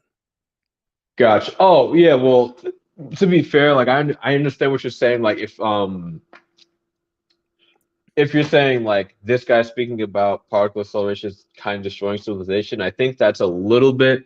I think it's a little bit hyperbolic because like at the end of the day, I don't know how much like money is like uh awarded or budgeted for like science shit, but like it can't be so much that it can't be so much. It's definitely like pales in comparison to how much you budget for war.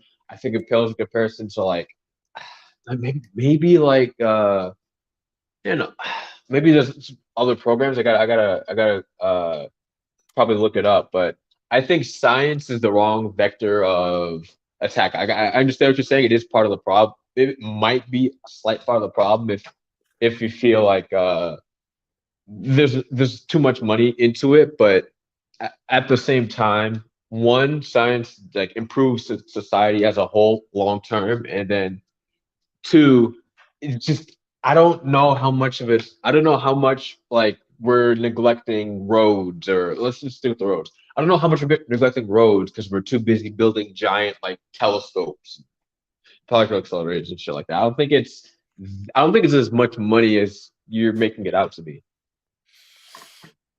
I mean, look, it's you know, it's one penny here, one penny there, and before you know it, that's the whole budget. The whole budget is wasted on many, many, many dumb things that do not improve humanity, do not improve our our quality of life. So it's just the whole scientific endeavor is just one more thing that is not improving our lives. And I would claim is actually destroying our lives because this guy, he talks about global warming. Now, I think global warming is utter nonsense, but this guy, he argues for global warming. He argues for the COVID. I don't believe in COVID. I think COVID is utter nonsense, but he argues for COVID. So he's one of those experts that believes in all the things that I don't believe in. Mhm. So the whole scientific endeavor has become basically government propaganda for utter nonsense, for all these nonsensical. It's not the problem that it's nonsense. I mean, if you believe in global warming, then you shut down coal plants, and you shut down. Now they're taking our ovens away. So you're destroying our quality of life one tiny step at a time. It's not even tiny, one step at a time.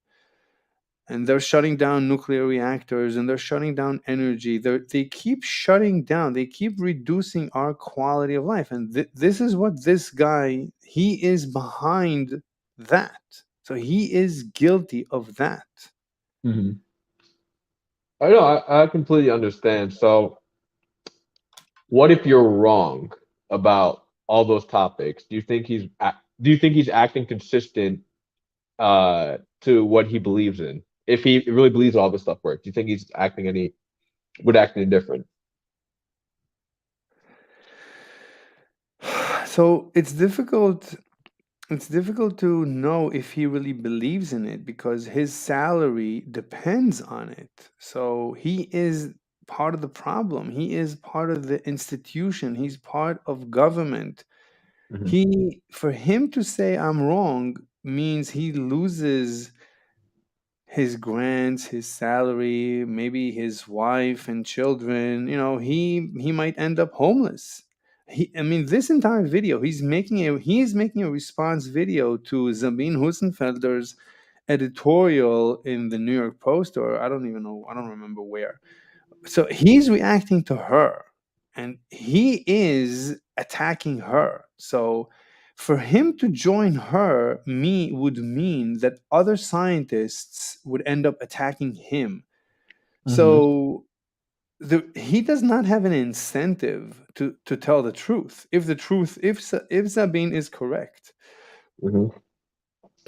and he Yeah. is and he is part of the problem, then I mean, you see how he is attacking her. So it wouldn't anyway. It see, you're asking what if, how do I, what if I what if you're asking a what if question. Well, I'm objective. I'm not getting paid. I'm not a paid scientist. Hmm. So I'm not part of that problem. He is a paid scientist. So I'm objective. He's not objective. So we cannot listen to him and say, oh, he is speaking his mind. He cannot speak his mind. He is a government operative. He is No, a paid government activist. He cannot speak his mind. He is paid to say what he is saying right now. So how could you know what he really thinks? well, I understand what you're saying. Like, if somebody has a salary, it does incentivize them to, keep that salary. But I'd argue that, especially with a lot of government shit, like they actually have no idea what's important or not, and they don't really care. They let the science. They would more so let the scientists kind of dictate to them how it could benefit people, whatever research can benefit people, and how it can help out. So I would say he does have incentives to lie, sure, but he also is kind of the one in control because I think he could convince he would be the one convincing the government that, oh, this is important because of this, versus the other way around most of the time, simply because he's a scientist. Like they're not there's never really been a scientist that's been in high positions of like government power and all that shit. So I get what you're saying, but he's the one in control, so he could make the narrative anything he wants. Like he could have been switched with the girl that you're talking about. They could have switched places and it would have been fine. Like they basically he's in control, and there's um he can make whatever he wants. And No, no, no, impossible. He is a physicist. right. He is paid to be a physicist. I don't know if he's a particle. I think maybe he's an astrophysicist. I don't know if he's a particle physicist, but he is part of this scientific institution, which is part of government. He's part of this entire mechanism, and he's part of the machine. Mm-hmm. So he's protecting the machine that protects him. So he's he's not, as far as I'm concerned, he's not objective, because he's saying to us how important it is that he keeps getting a salary. It's like, of course, motherfucker, you would say that. I did not expect you to say that it's important for you not to get a salary. Right. So anyway. I gotcha. Yeah, I think I understand what you're getting at. I think maybe scientists, I'll concede that like scientists do need to maybe speak out more against the institutions and against governments a little bit, and not be so like basically like academics in general are very hesitant to speak out against the people that employ them. It's just against their like code. But I think if there was just a little bit more shit talking and a little bit more criticism and actual criticism, I think it would be. I think you'd feel it's more transparent at the very least, and you'd understand that there's they're trying, and this is what I think. People are trying to do the best they can with what they have, and they're trying to do not even that the most good. It's just like they just go with whatever information they have at the time. There's incentives, this and that, but at the end of the day, they're still. I think they get into they're good. You get into that position because you want to further science, not because you want to make a shit ton of money. There's different industries you can make a shit ton of money, but it's more so. I don't think specific. What is it? Fucking particle research. I don't know if there's like gigantic sums of money in that. Um, so where somebody would be dishonest about wanting to actually further the field. There still is an academic, I guess, interest in that. And most people have. Look, he is defending the institution that pays him. So he's not objective. Oh, and it was like he was like super objective. I'm just saying that he's more objective than you're making him out to be. That's all. Like he probably does have somewhat of an open mind, or more of an In open mind. if we would need his testimony, if this case came before a court of law, and the court would want opinions about him, of course the court would not entertain asking him about him, asking him, let's say, I mean, he the point is he's not objective. Zabine, the woman, the doctor, the professor that he's attacking, she is objective because she is shooting herself in the foot. She has negative interest to expose her field. She is actually whatever. She's also a physicist, so she Mhm. has negative interest, a negative incentive to say what she's saying. This is how I know she's at least objective. Maybe she's right, maybe she's wrong. At least she's saying her true opinion. He is not objective. The opinion that he's expressing happens to coincide with his salary. So that's not good. That's not. We need to neglect his opinion because we're not hearing his opinion. We're hearing propaganda that he is paid to express. Like, but at the same time, the fact that she's allowed to speak up shows that there's at least like not a censorship going on, and that people can have back and forth. Now you could say that he's just a mouthpiece, and like the government has their hand up his ass and he's just saying whatever they want. But I think even if that's the case, the fact that the lady's still able to speak is good. And like I think there's more, like the fact that there's more just stuff going on in period, or more talk going on, or all that stuff is good. And I think maybe the issue is like I don't see where somebody could actually be objective and basically defend their institution in your eyes. Like I don't see how it feels like anytime somebody defends an institution, it would have to come directly from the institution, like fucking mind controlling them instead of them deciding that the institution is good or there are good things about it. You know, it's like that's what I'm not hearing that from you. You're not hearing.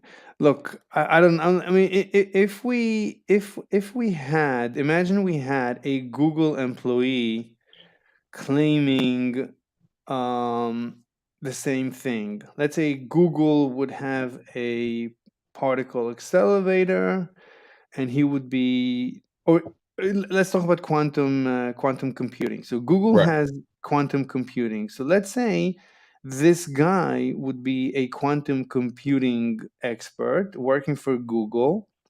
So of course you would expect him to say that quantum computing is the future. But once he says that, you have to say, okay, that's not objective. He is paid, so he wants to say that in order to protect his salary. Now, if he would say the opposite, if he would say, I don't believe in it, then you would say, wow, that's incredible. He is paid to be uh, a quantum computing expert for Google, but he says he doesn't believe in it. Well, he's objective because he's not defending his source of income. So this is why I say Zabine is objective. We can believe her. We can trust her, even without looking at at the evidence that she presents. Just her opinion, we can at least believe that her opinion is truly hers. She's not getting paid. She's not getting paid to express this opinion, whereas he is getting paid to express this opinion. So we cannot know if it's his opinion or if it's just the opinion he is paid to express. Oh, for sure. Like, yeah, I understand what you're saying, but like, how would you like? You're saying there's just no chance to just write him off simply because he's an employee, or like, is there a way to test if it was possible? It's probably not super possible unless like takes emails or whatever. But like, is there a world where like somebody can work for a place and defend a place, not because the workplace is mind controlling them, but because they genuinely think the workplace is good. Like where like I just don't see like you're you're basically the way it sounds is like you're basically saying there's no way ever to know if somebody genuinely believes what they believe or if they're just a mouthpiece. I'm just saying you have to discount. You have to take it into consideration. Like in a court, Okay, that's you would okay. That's fine. listen. You could take the testimony. You could write it down. The judge will say, "Okay, we heard his opinion. We know." I mean, if the test if the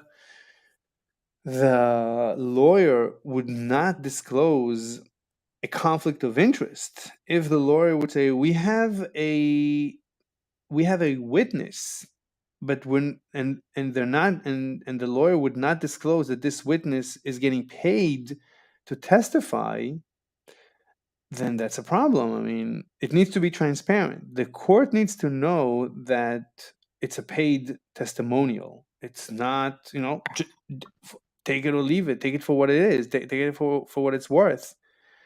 So we just need to know. So we just need to keep in mind that he is literally paid to express this opinion, whereas she is not. Now, I could claim about myself that I am not paid to express an opinion either way. You're not paid to express an opinion either way. So me and you, we're actually more objective than he is. So there's no way. So because there's no way for us to know if it's his real opinion or he's just getting paid to express an opinion, because we don't know, so we might as well we need to hear this from someone who is not a paid researcher for government, um or whatever. I mean, he wants the grants, so I'm not saying. Anyway, we need to hear this from someone who is objective, from someone who is not a paid activist. I look at all these scientists and I call them paid activists. It's just paid activist. And it's no coincidence that he repeats all the talking points of government: global warming and COVID, and and the regular list. So it's Right. no coincidence. Yeah, but I got you. Not I understand what you're saying. Not more now. I understand what you're saying. All right, man. All right, Mr. Slave. I'm head out. I'll watch some YouTube videos. I'll catch you later. Hope the rest of the stream goes good. Yeah, I'm gonna continue. I don't know how much longer until I Uh, die. All right, man. Catch you later.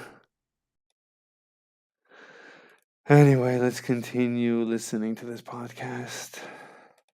And that we're all keeping it a secret to somehow profit from it is a completely unconfirmable claim, at least to someone who's not inside the Let's scientific go back community. a little bit. Completely big. Try to Google.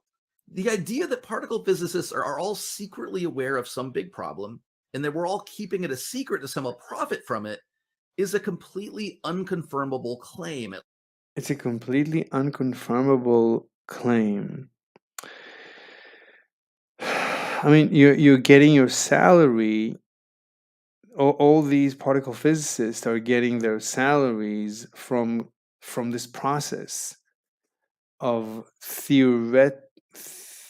what's the verb for theorizing, from theorizing and then conducting experiments around particle physics. This is how you make your living. So what do you want me to say? I don't even know what you want me to say. I mean, obviously you're not objective. You might be blinding yourself. The salary that you're getting might be blinding you from realizing that you are completely wasting everyone's time and money. So I mean, I don't see, I can't even see why this would be so confusing. Why we need to, I don't even see why we need to have this conversation. This is so straightforward. At least to someone who's not inside the scientific community. I'm not inside the scientific community. I'm not part of any community. I don't I I'm completely objective. I have no idea. This has nothing to do with any community. The facts are clear. This is a complete waste of time and money for everyone, including for you. This is a sad life for you. You are living a sad life, in my opinion. Confirmable claim, at least to someone who's not inside the scientific community. You have taken science, which is, you could say it's this beautiful philosophy, ideology that humanity stumbled across and has evolved side by side with humanity, and is this beautiful flower, and you have turned it into a disgusting form of just income, just greed. You have turned science into greed. You make your living from science, from government science, the most disgusting. I mean, this is the most disgusting form of corruption I can imagine. That's your life. Very sad. I would not be proud of such a life at all. Now, I'm an insider to that scientific community, and You're like a monk. You're like part of the religious community in the Middle Ages. You're just like them. You're completely blinded. You live inside a community, inside an echo chamber. You have no idea what the truth is, but you think you have the truth, and you're blinded by your greed. That's your life. So that's how I see you. I see you. Hey, this is Dazzle. What's up? You can join. You have the link. I know this claim is false. I just know enough people, including I don't even know if you are actually being truthful, because you might be one of those people that behind the scenes has gone and spoken to Zabine and told her that you don't believe in your own research, but you can't express this publicly, and maybe people suspect that you actually spoke to her, and now you need to pretend that no, you're totally on their side. So maybe you're this secret double agent. I don't know who you are. I don't know who you are. Do you know who you are? I don't think you know who you are. including myself, and I know what their motivations are because I know them personally. That's what you say, but you're a paid propaganda activist. So of course you would say, because you're paid to say this. So I don't know if you say it because you're paid or you really believe it. But if I tried to prove this to somebody who's not an insider like me, it would be very hard to do, especially Then don't say it. If you can't prove it, then don't waste my time. if they were, skeptical of that claim. Let's back up now and try to put this all into context. The reason that I'm bothering to talk about this topic on the podcast today is that I think it's really important. It's important because public trust in science is essential for democracy to function. To be clear, it's okay. What? What did he say? Trust in science it's really important. It's important because public trust in science is essential for democracy to function. Public trust in science is essential for democracy to function? Are you out of your mind? I gotta hear this again. This topic on the podcast today is that I think it's really important. It's important because public trust in science is essential for democracy to Public trust in science is essential for democracy. It's important because public trust in science is essential for democracy to function. To function. Oh my God. You are Looney Tunes. You are a complete buffoon. I don't know what to say to that. I have no idea what to say to that. What do you say to something so bizarre? You are a caricature. I don't know what to say to that. For democracy to function, you need public trust in science? Yeah, what? What? I'm the public. I need to trust science. You call yourself probably some Mr. Science guy. So I need to trust you in order for democracy to function? It's like, what? For democracy to function, so you could say, oh, I need for democracy to function, I need to have information. And information is you, because you're Mr. Science guy. All the science is from you. So in order for me to make a good decision when I vote, I need to trust you. Okay, but I don't think you're science. I think you're paid government propaganda. So are you beginning to understand the problem? You're not science. You're not science. You are something else. You're not science. You are maybe the thing furthest away from science in a certain, I'm sure you're an expert. I'm sure you took a course in philosophy of science. I hope you did. But you're paid. You're a paid activist. You're a paid activist. You're not a scientist. You're a paid activist. Science starts and ends with being objective. Science is that trick, is that magic trick of being objective. It's a real magic trick. How do you become objective? How do you really become objective? How do you do that? That's the trick. Well, the first step in that trick is to not get paid to do science. And you are, yes, paid to do science. So you cannot start the trick of science. I'm sorry. You're not a scientist. You're not. You're paid government propaganda activist. That's all you are. Unfortunately, for humanity. Because I'm sure you're not a dumb guy, so you have been co-opted. See, there is a zombie virus that is spreading and is attacking all our institutions, especially the scientists. And this virus has taken over your mind.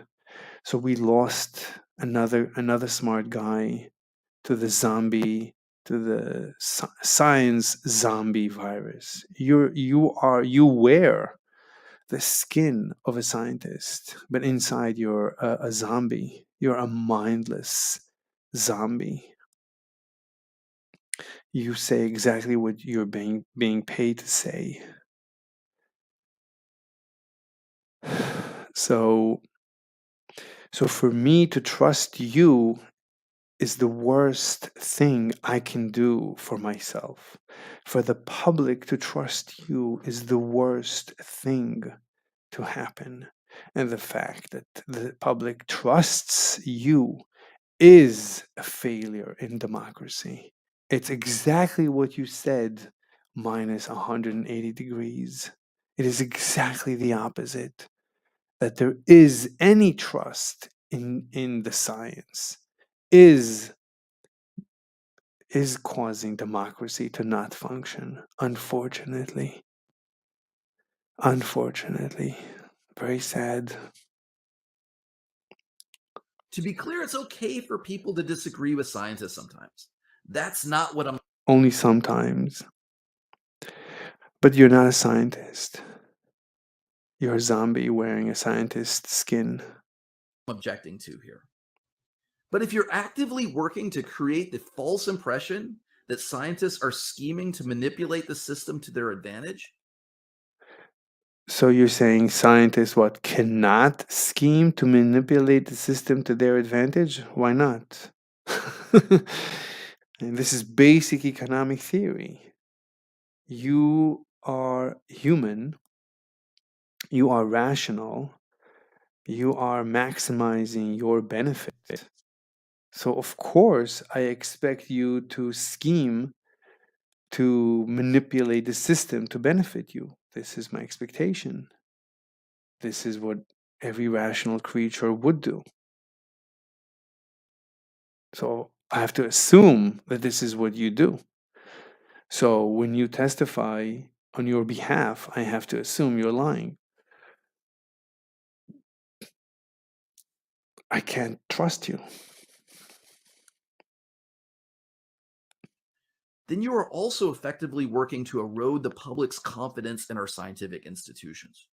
That's actually a good thing. I mean, either way, I mean, one of the rules of science, besides being objective, I mean, as part of being objective, is to be skeptical of anyone, of scientists, of experts.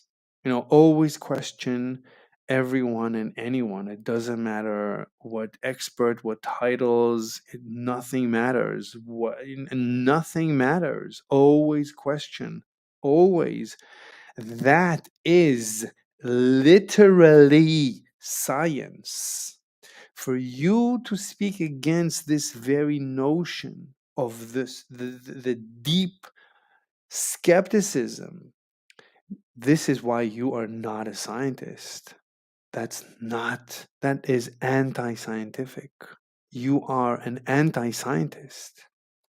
Let's hear it again. That scientists are scheming to manipulate the system to their advantage, then you are also effectively working to erode the public's confidence in our scientific institutions. That's a good thing.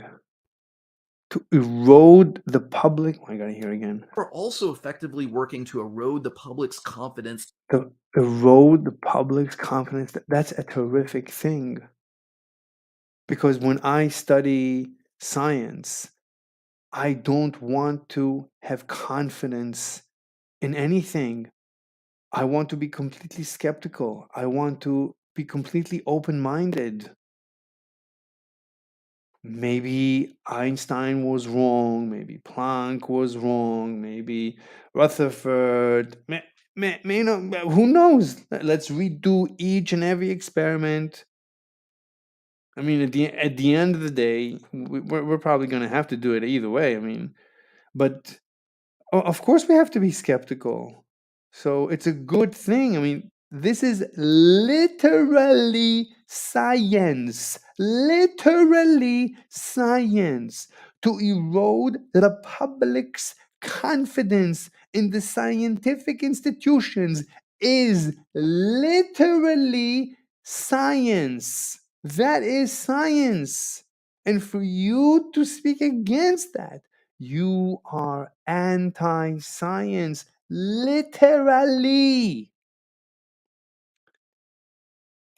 In our scientific, then you are also effectively working to erode the public's confidence in our scientific institutions.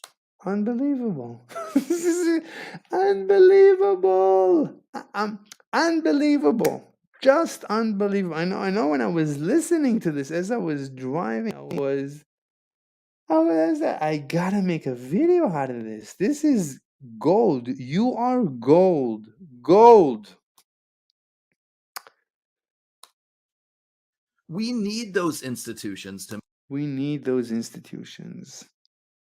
No, we don't. We don't need any of those institutions. These institutions are terrible. These institutions are destroying humanity. These institutions invented global warming, the global warming nonsense, in the words of Freeman Dyson. These institutions invented COVID, which Bill Gates later at the end he said, "Oh, it's nothing but a regular, a normal flu virus." After the whole thing, yeah, it's just flu. Yeah, it's nothing but the regular flu. Yeah, and so on. This is what our institutions, the great institutions that we need so much. What would we do without global warming? Yeah, what would we do? I know life would be so terrible without the global warming nonsense. Yeah, I know.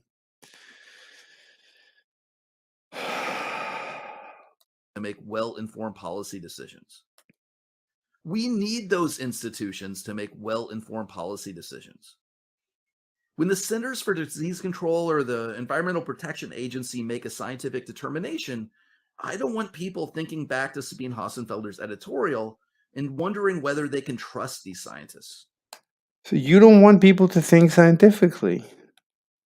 I don't know how. I mean, I don't know how to tell you this, but you are.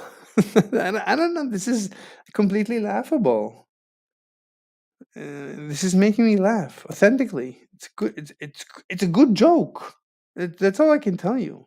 To Sabine Hossenfelder's editorial and wondering whether they can trust these scientists. That is literally science. Whether we can trust someone, having skepticism about anyone, including experts, this is science. This is teaching people science. Always question everyone, everything, always and forever. There is no certainty. This is science. So you are anti-science. The scientists that make up these institutions might not be perfect, and I'm sure they make some mistakes.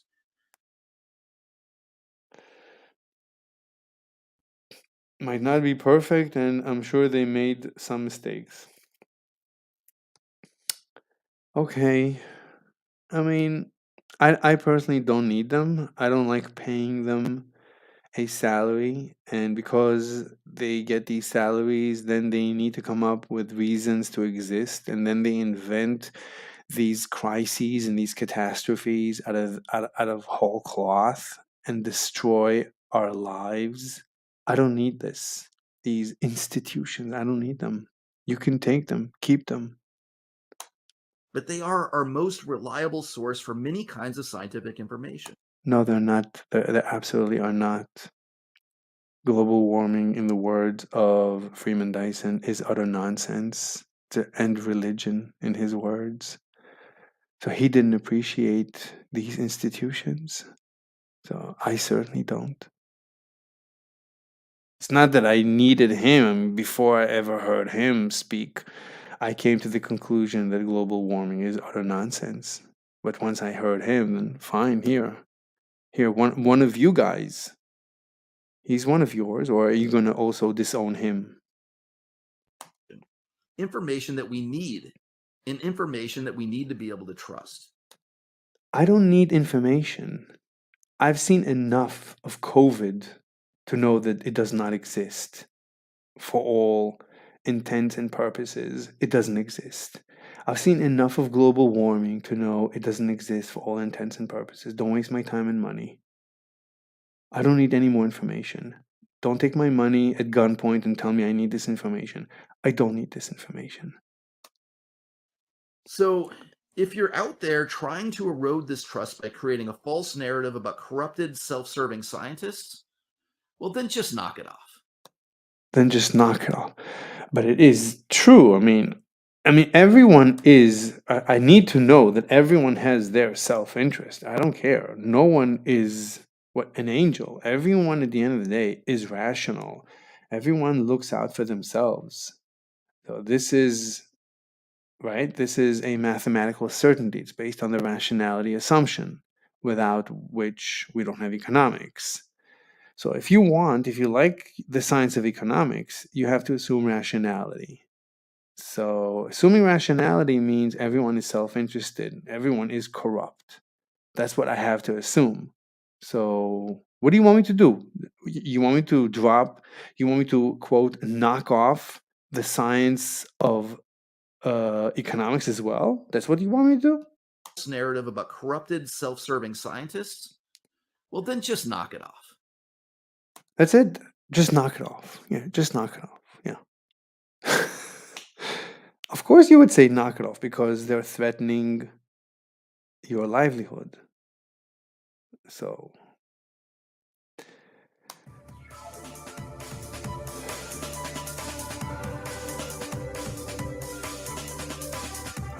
Why This Universe is brought to you by the University of Chicago University of Chicago. So he's from Chicago, not from California.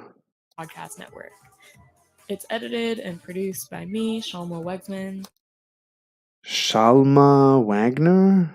I don't know what her name is. And my co-host is Dan Hooper, a professor of astrophysics at the University of Chicago. Yeah, Dan Uber, professor of astrophysics at the University of Chicago. And Fermilab. Oh, he works for Fermilab. He's a full-time government agent. Nice. If you like our show and you want to support us even more, you can find us on Patreon. There you can access ad-free episodes of the show, as well as exclusive Ask Us Anything episodes where you get to ask Dan and I direct questions about physics or anything else. So if you are curious about that, you can find it at patreon.com/whythisuniverse. Thank you so much for listening and for your support. Incredible. The music is incredible. The music is absolutely fantastic. So complicated. You can hear the complications. That's my high horse for the day. Yeah. In the modern age... Incredible that he said that at the end. That's my high horse for the day. So he was faking the whole thing. What did you mean by that's my high horse for the day?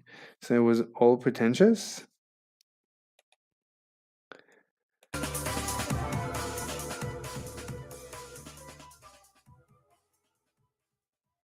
That's my high horse for the day. And then he laughed. That's my high horse for the day. And then he laughed. Really strange. Let's see some comments. So some comments. Let me see. Is any? Oh, there's people here. Let's see. JJ DNB maxing. DNB. What is DNB? Ghost Rider. AS. AS. Yeah. The longer I make these podcasts, the quieter I speak, I guess. This is going to make Javier go to sleep. Okay, we're going to read some comments from their page. Let me see. Okay, I'm glad that you addressed science populism. This is from Chris Peel from a month ago. I wonder if it would have been possible to make your show without mentioning Zabine H. and specifically focusing on the ideas of science communication versus populism. Interesting that he mentioned. I mean, but they always mention names, so I don't know. Okay, how many comments? Oh, there's only like 3 comments, 4, 5. Okay, next comment, JKJ420 from 2 weeks ago. That's a very long comment. So he says, I've had almost 2 weeks to reflect on this divisive episode. On the one hand, I love this podcast. I have learned many interesting things on it in a friendly format. The science communication field is in a great need for content like this. I was disheartened by this episode as it is a reaction to an opinion piece by Sabine Hossenfelder, another great science communicator. Dan says multiple times that this is not an attack on Sabine, but it is very hard to interpret it as anything but. This episode has fundamentally changed the way I see what Dan has to say, not in a positive way. Not because of the supposed topic. Science populism is capitalized a problem. But the absolutely backhanded way of talking about this problem.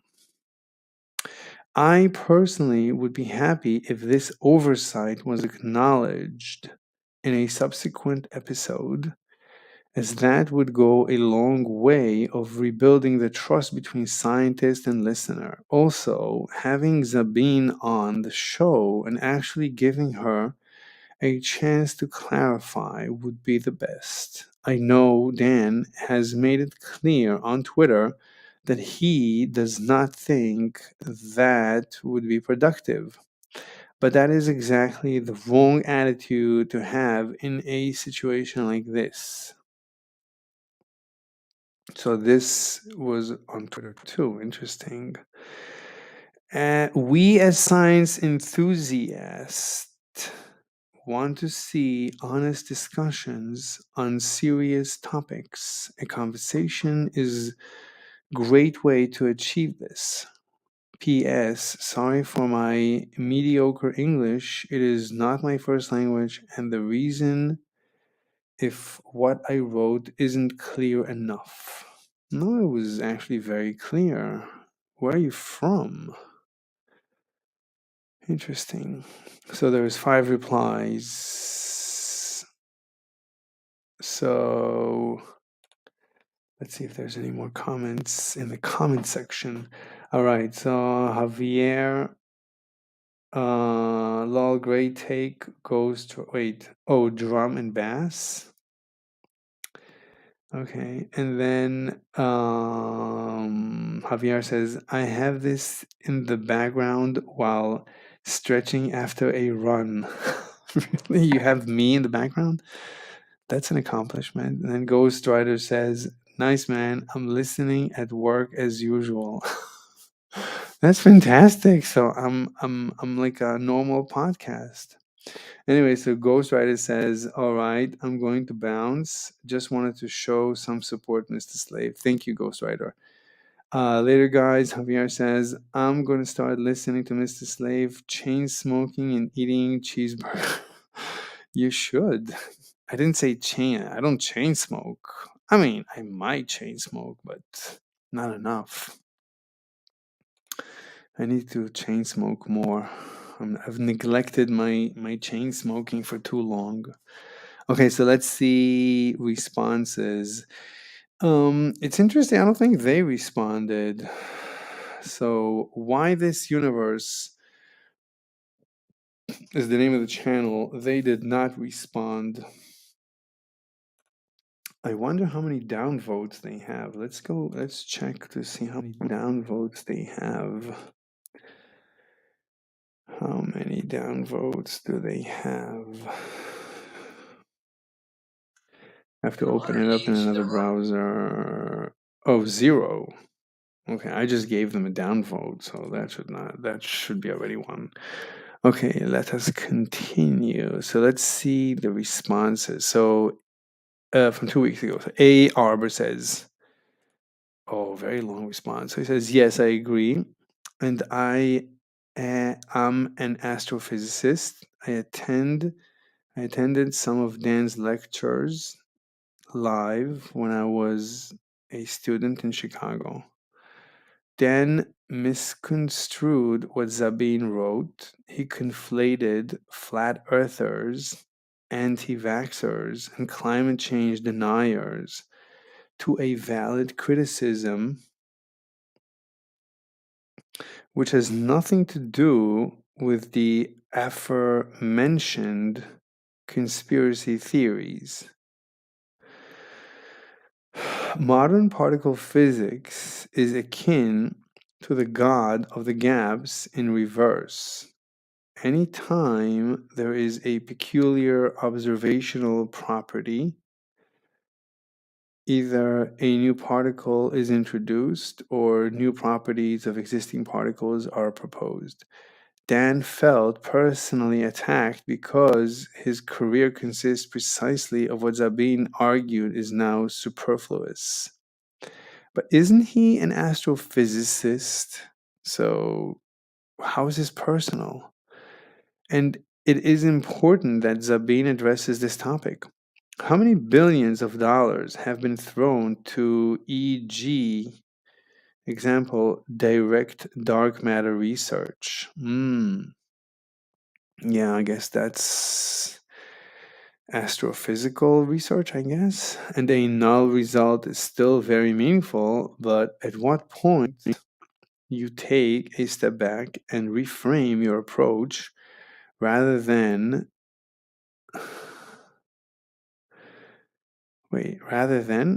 I guess, yeah, it's with an A, tweaking the theory.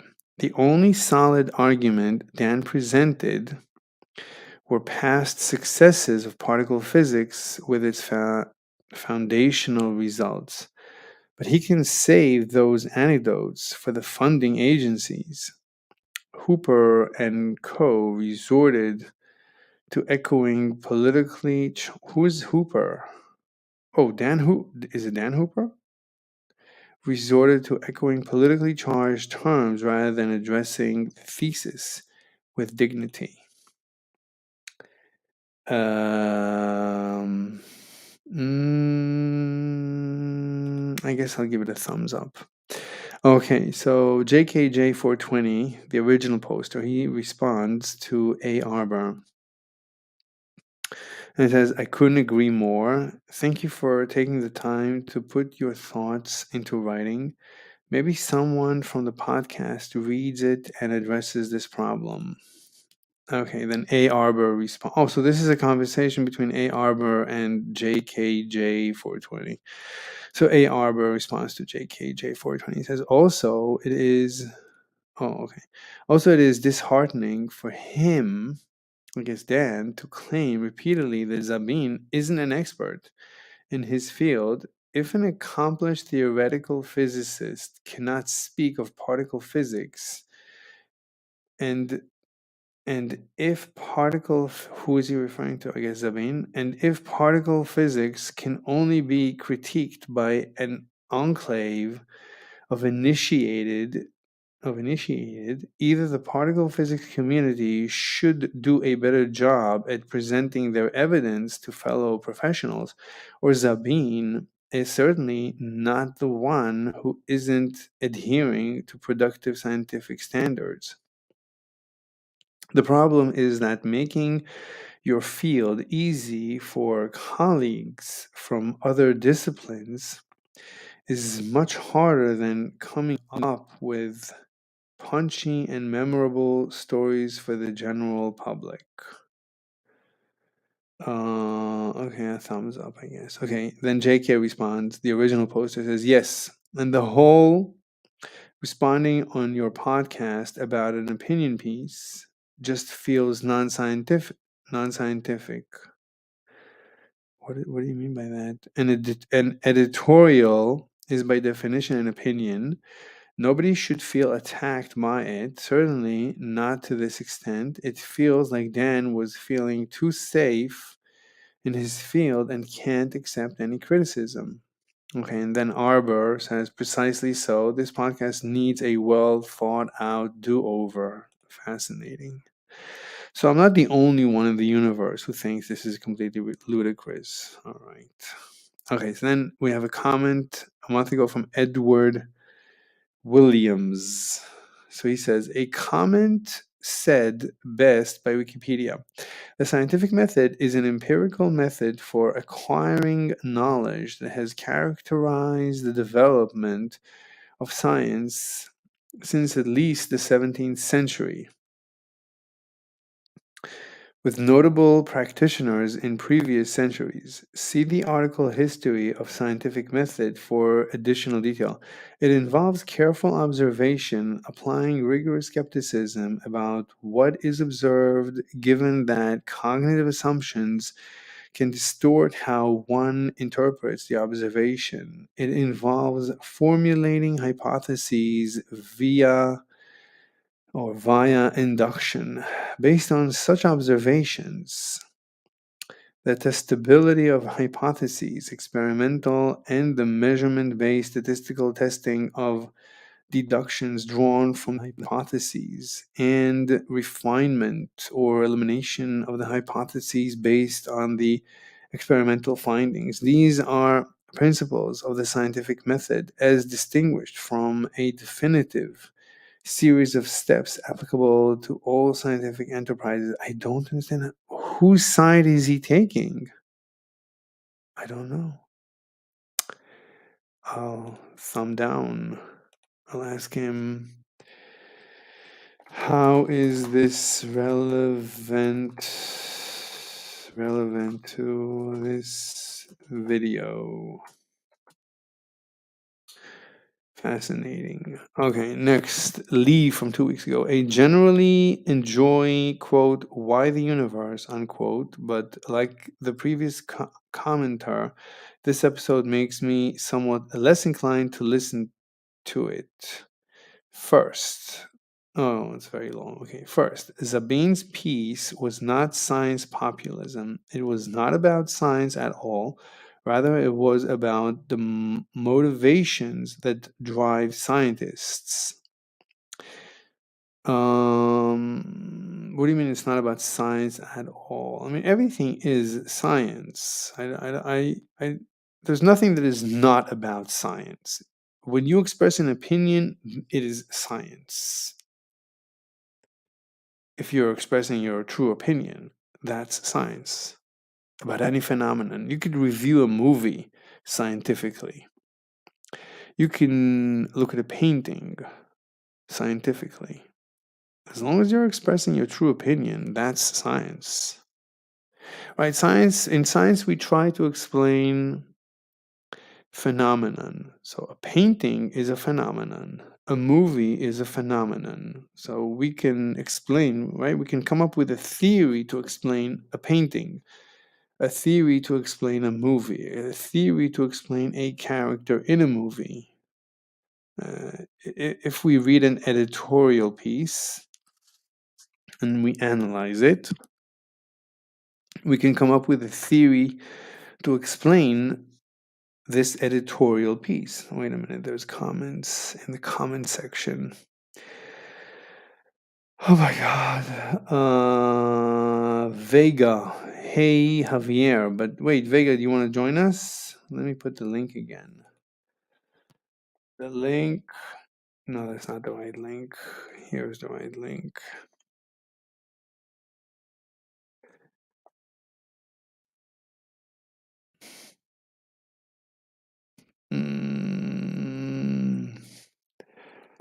Hi, Vega. You can join the podcast. Okay. So Let us continue. So, first Sabine piece. So, okay, rather it was about okay. Certainly, discussing the motivation of scientists, discussing the motivation that drives scientists. That is science. I mean, if you're doing a psychoanalysis or economic analysis of the incentives of scientists, that is science. I mean, certainly, if you're using the science of economics or the science of psychology to analyze the motivation that drives scientists, fine. Then you're using the science of psychology and the science of economics and whatever other sciences to do your analysis. So that is still science. Okay. Second, the fact that he does not even entertain the possibility that there could be a grain of truth to her claim, other than the vacuous statement to the effect that scientists are human and humans make mistakes, makes this podcast come across as defensive and non objective, indeed, ironically unscientific. Incredible when people agree with me. Third,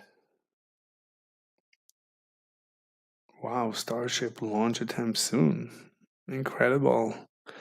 Okay, third. Wait, Vega. Thanks, Mrs. Slave, and hello. I probably won't come up tonight, but maybe next time. All right, Vega. Whenever you're always welcome. Everyone is always welcome.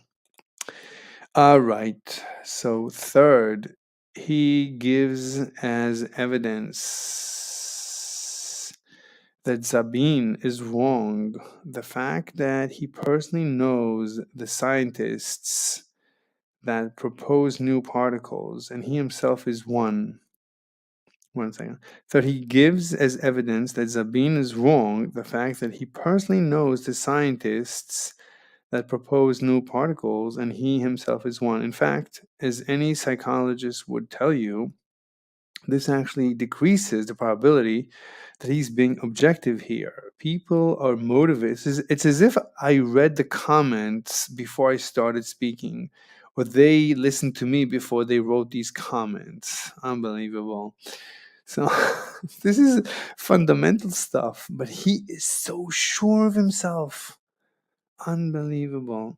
People are motivated by all kinds of things, some of which they are consciously aware of, others of which they are not.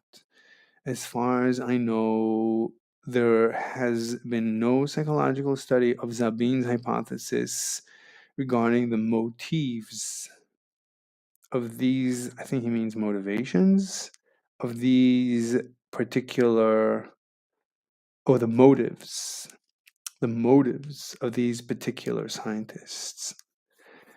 Fourth, his insinuation that those who question Fauci are unscientific. Belly. What is this word belly? I guess it comes from the belly. Let's look it up. Search Google. Belly of an appearance failed to give a true notion or impression, something disguise or contradict. Fail to fulfill or justify a claim or expectation, betray the notebook's belly, Darwin's later recollection. Okay, so failed to fulfill or justify. Okay. So belly, a lack of knowledge. I mean, obviously these are, I mean, serious guys who are commenting here. I mean, none of these guys is a joke. I mean, these guys, they, I mean, the comments are just perfect. Belly, a lack of knowledge, so forth. His insinuation that those who question Fauci are unscientific. Belly, a lack of knowledge of what caused public distrust in him. Fauci signed off on hundreds of millions of US dollars to carry out gain of function research on bad coronaviruses at the Wuhan Institute aimed at artificially creating exactly the kind of coronavirus that has killed millions and devastated our planet. People are not so clued out as they are portrayed in this episode. Fauci earned his or this mistrust. Yeah, I somewhat agree with this. All right. So we went through and through this episode. This was a fantastic episode. I wonder how this guy's ever going to react. Javier says, "What's up, Vega? This Stacy. Oh, Vega is a girl? I did not know that. I'm always looking for new girls. Anyway, guys, anybody wants to hop on? Because if not, I'm going to hop off and get back to work and then go to sleep. So you guys have to tell me what you want me to do or not to do. Let me see. Let me see.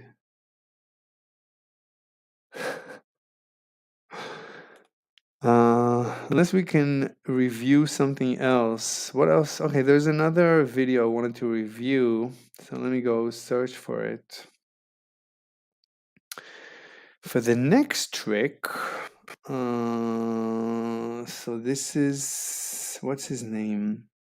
No, I'm not going to sleep now. It's 10:20 p.m. I'm still going to go back to work when I'm finished. I'm just wondering, should I continue this stream or should I hop off work and then tomorrow continue? I don't know, because I know you guys always join if there is a stream, and if there is no stream, then I know I'm always looking for a stream to just listen in the background when I'm working. Let me just check messages on Tinder. Let's see if I have something of peculiar interest. Good evening. Wow, she's pretty. She's really, really pretty. An Asian. Wow, she's so pretty. Hoping to find a friend that will lead to a lasting relationship, open and constant communication. I'm funny to be with if you are too. I take things slowly before jumping into something. I don't share photos. I only entertain getting to know over video calls and meeting. Capricorn, vaccinated, video chatter, thoughtful gestures, dog, not for me, I guess wine, non-smoker, pizza, my interest, photography, comedy, science fiction, volleyball, so she's tall, amateur cook. Yeah, all the photos are from New York City, I guess, except for, no, there's a few photos of her face, and she's beautiful. Okay. Good evening. Good evening to you too. Kissed heart, more hearts, ice cream, flower, heart.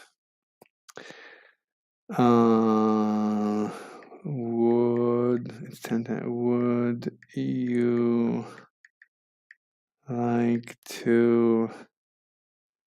So what's your phone number?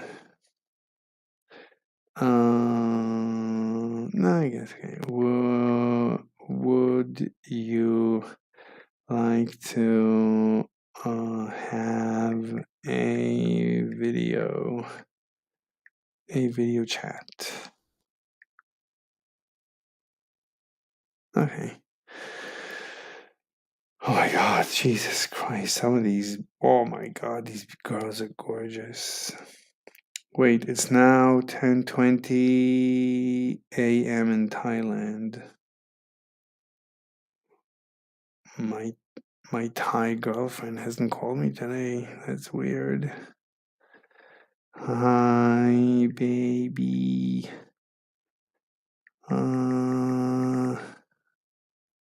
Right? It's 10:20 a.m. Okay. All right, so we wanted to respond to, it's called, this guy's channel is called The Angry Astronaut. The Angry Astronaut. Let's subscribe to him. The Angry Astronaut video. Critics. Yeah, this guy. This one.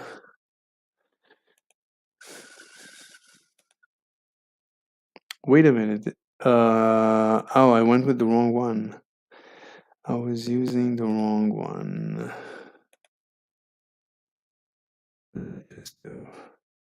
left my own video and I went, oops, this one. Okay, so here we're gonna go to the angry astronaut. The angry astronaut.